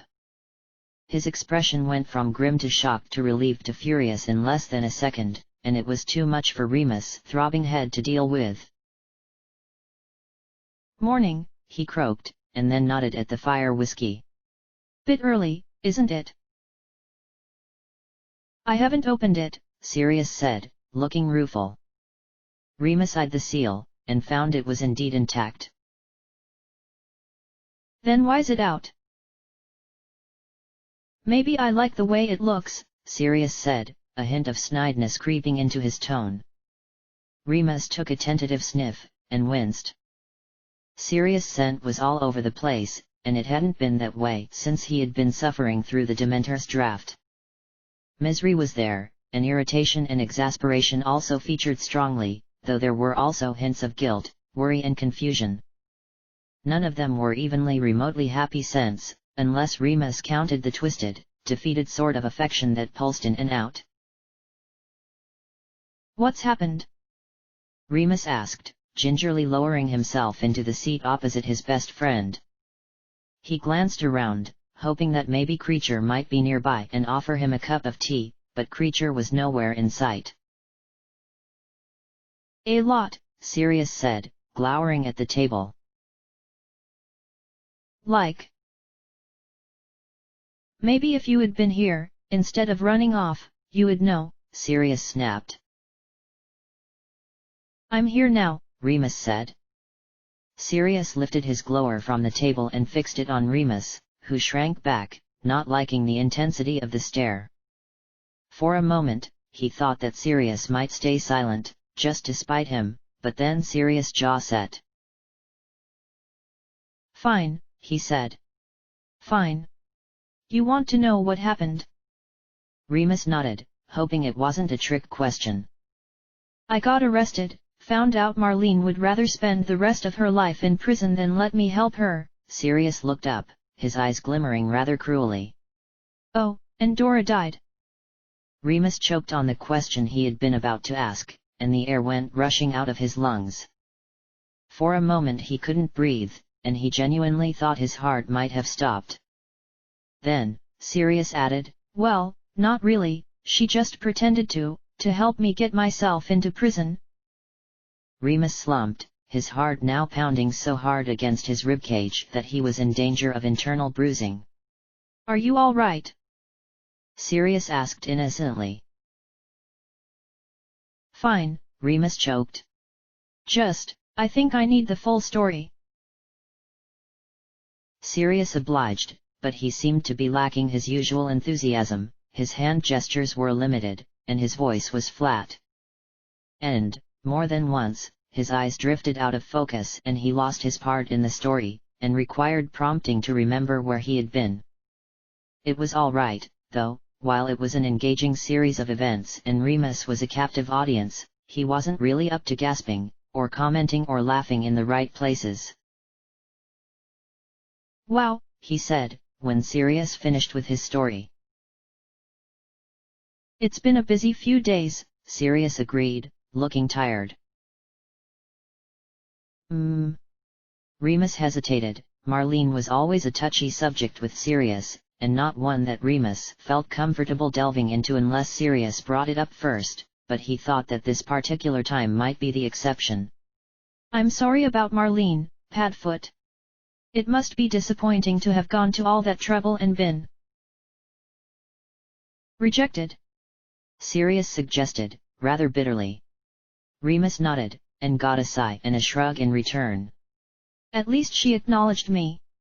I was dismissed, sure, but I know where I stand, which is more than some people get. His eyes flicked up to meet Remus and the stare was rather sharp. Thinking he was looking for sympathy, Remus gave him a sad smile. It is, he agreed. Better to know, than to be left wondering. Like Dora? Sirius asked, rather cuttingly. Remus' eyes dropped to his hands. She finally admitted she fancies you, and you ran, you complete git. Sirius' voice was growing increasingly louder, and Remus was still unable to lift his eyes to meet Sirius' glare. You selfish, self-pitying, cowardly. I know how it must look, Remus said, but... I'll tell you how it looks, you enormous prat, Sirius said, sounding tired again. It looks bad. I did it for her, Remus said, looking up in time to see Sirius blink. You ran for her. Sirius repeated flatly. Moony, when a girl says she fancies you, you run toward her, not in the opposite direction, screaming. She fancies me, Padfoot, Remus snapped. Do you want sympathy or something? Sirius asked, rolling his eyes. Poor Moony, the woman you fancy fancies you back. That's the problem, Remus said. That she fancies. That I fancy her. I told you so, Sirius said at once. You're not helping, you prat, Remus said. Sorry, Sirius said, in a rather patronizing voice, and then continued, sounding genuinely confused. Why's that a problem? I can't see. Because I like her, Remus said. And she, for whatever reason, likes me back, which means that it, if it even happened, wouldn't just be we'd be dating, Sirius. Dating? Sirius gasped. I feel so sorry for you. Really, I do. I'm practically sobbing here, because my empathy's just so overwhelmed, oi.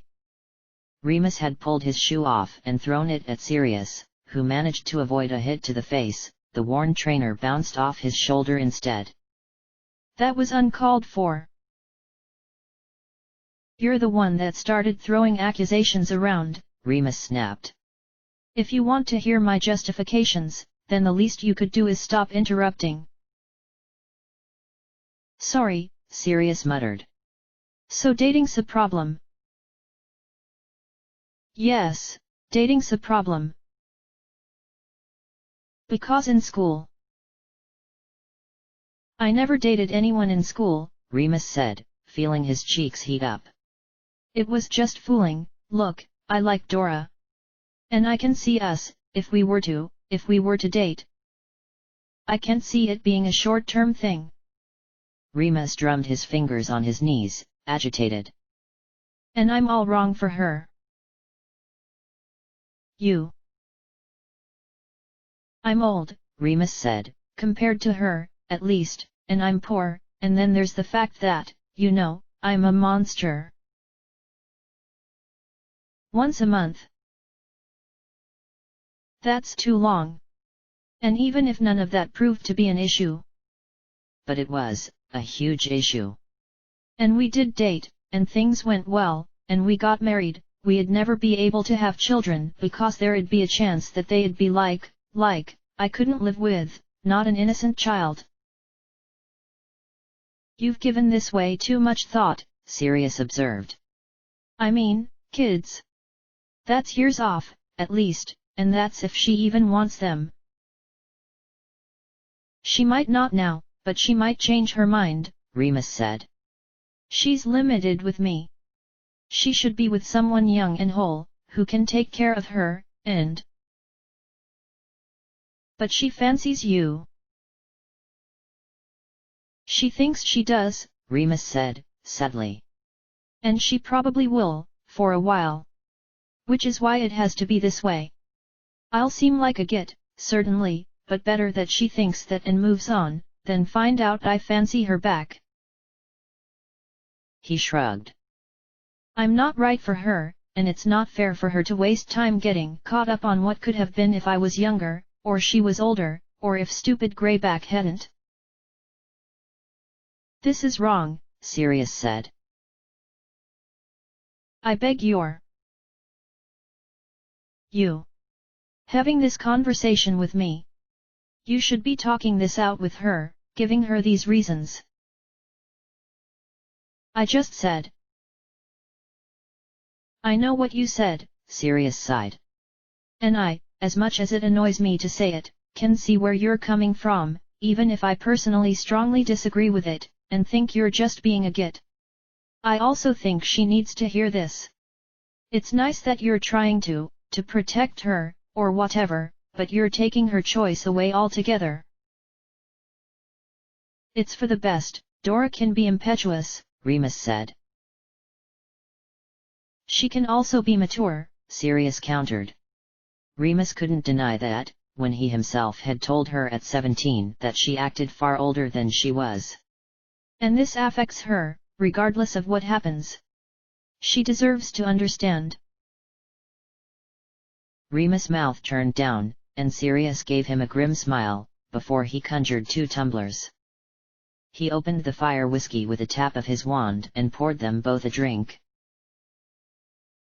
To women, Sirius said. To women, Remus sighed, clinking their glasses together.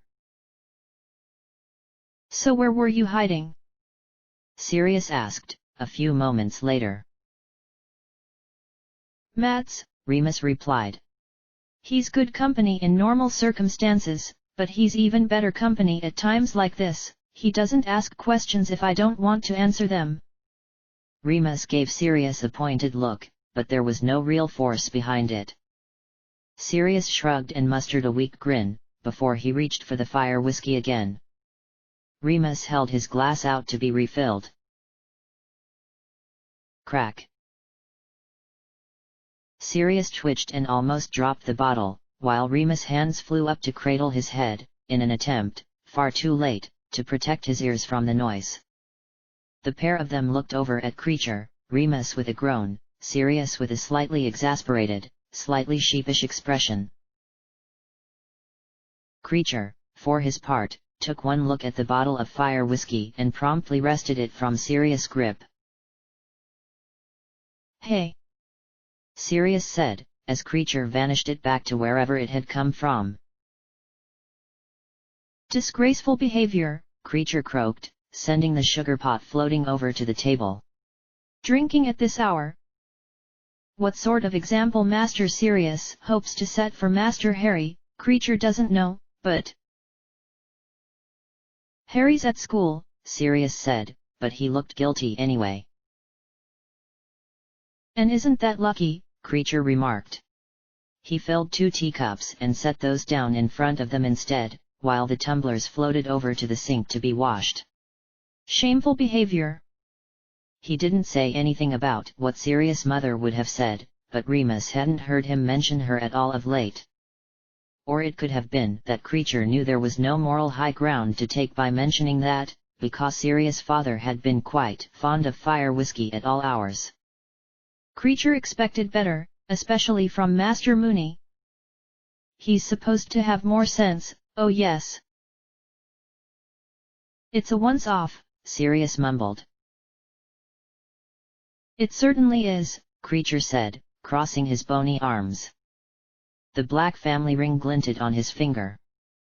He had stopped making obvious gestures to remind them it was there, but he still looked proud to be wearing it, Remus thought. Creature and Sirius glared at each other for a few seconds, and then Sirius dropped his gaze. Let us mope in peace, Sirius grumbled.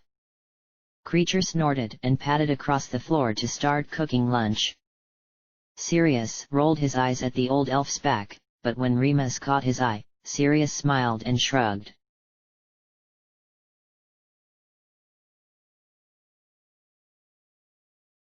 Marlene sat in her cell, staring blankly at her dry sandwich. Her mind was 1,000 miles away, in another world, the wizarding world. She hadn't slept well the night before, memories of Sirius and the Order and even of the Aura program had been bouncing around in her head, and try as she might, she hadn't been able to shut them out.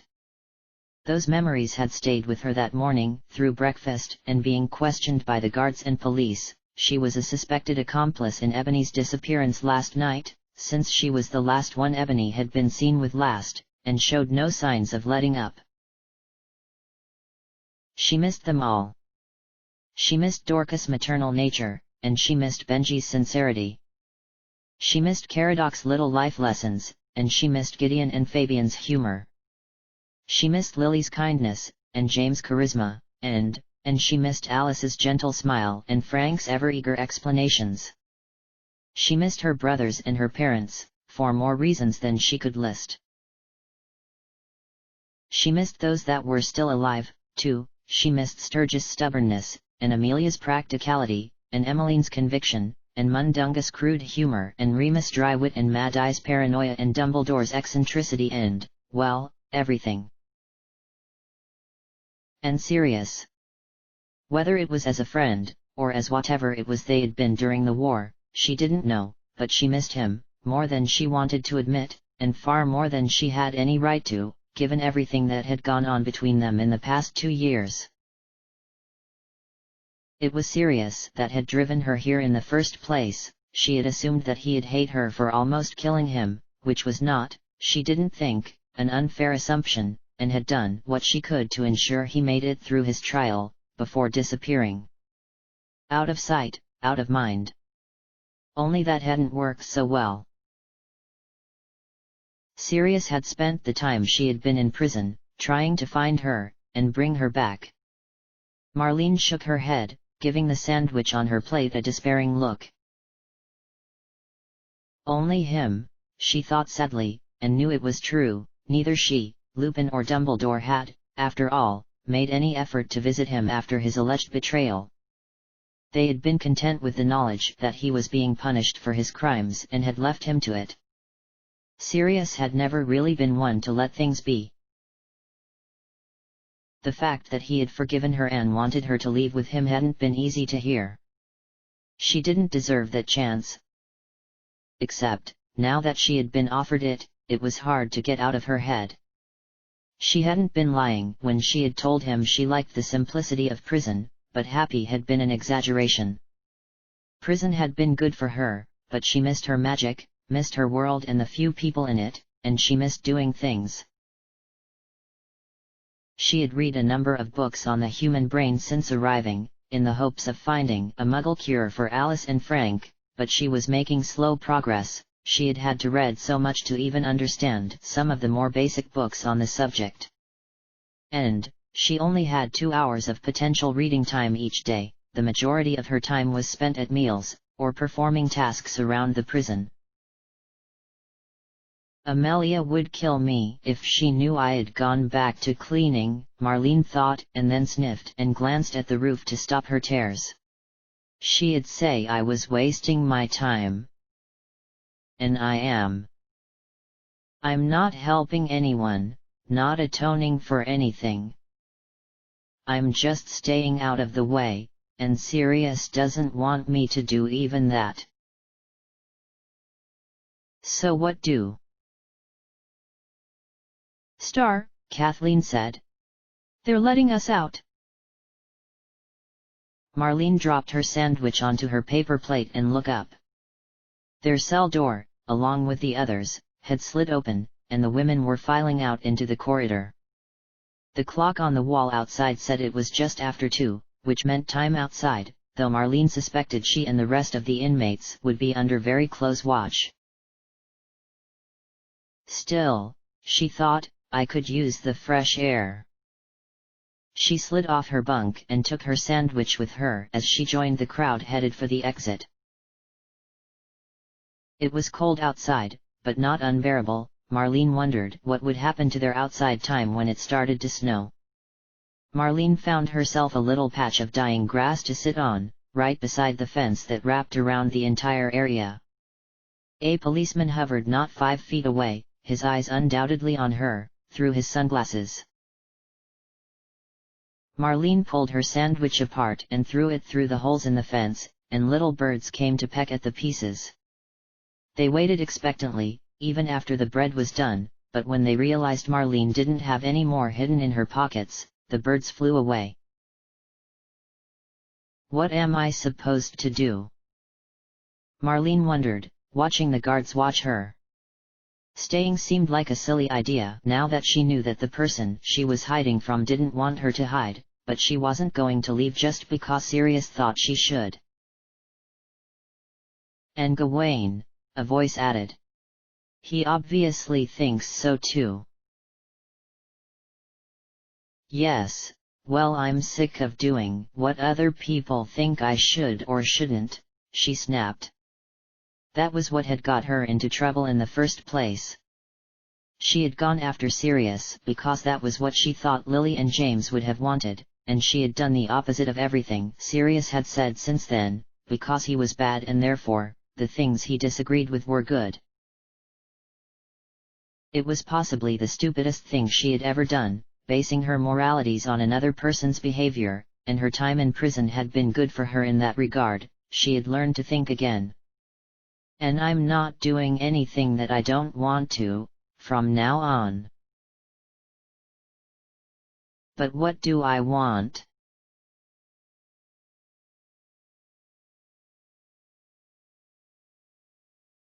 Congratulations, Roberts said, when Sirius went into work the next morning.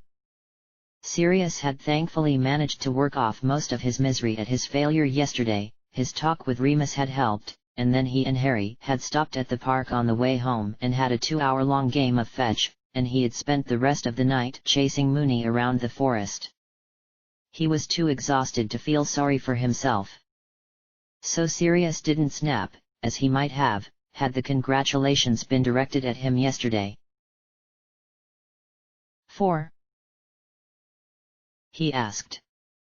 Robert smiled patiently and held up a copy of the Muggle newspaper. "Hunting for Star," was the headline.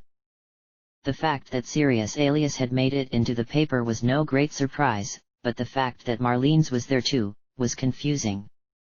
Sirius tore the paper out of Robert's hand to read it.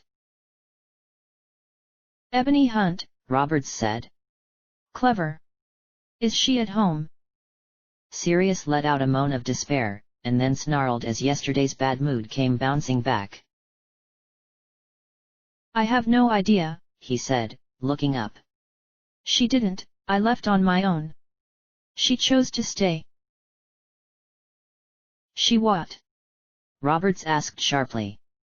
Then why does the paper say that both of you escaped?" "Different times," Sirius muttered, scanning the article. "She left the night after I did, but she..." He looked up at Roberts, who looked angry and confused. "You know what?" he muttered. "You're going next time, because apparently, the fact that I know where to find her is too much for her to deal with." A group of trainees walked past and Sirius, well aware of his red face and heaving chest, flopped down into his chair. The trainees muttered amongst themselves and Sirius glowered at them as they left. He took a deep breath. "I'll go down there now and have a look," he sighed.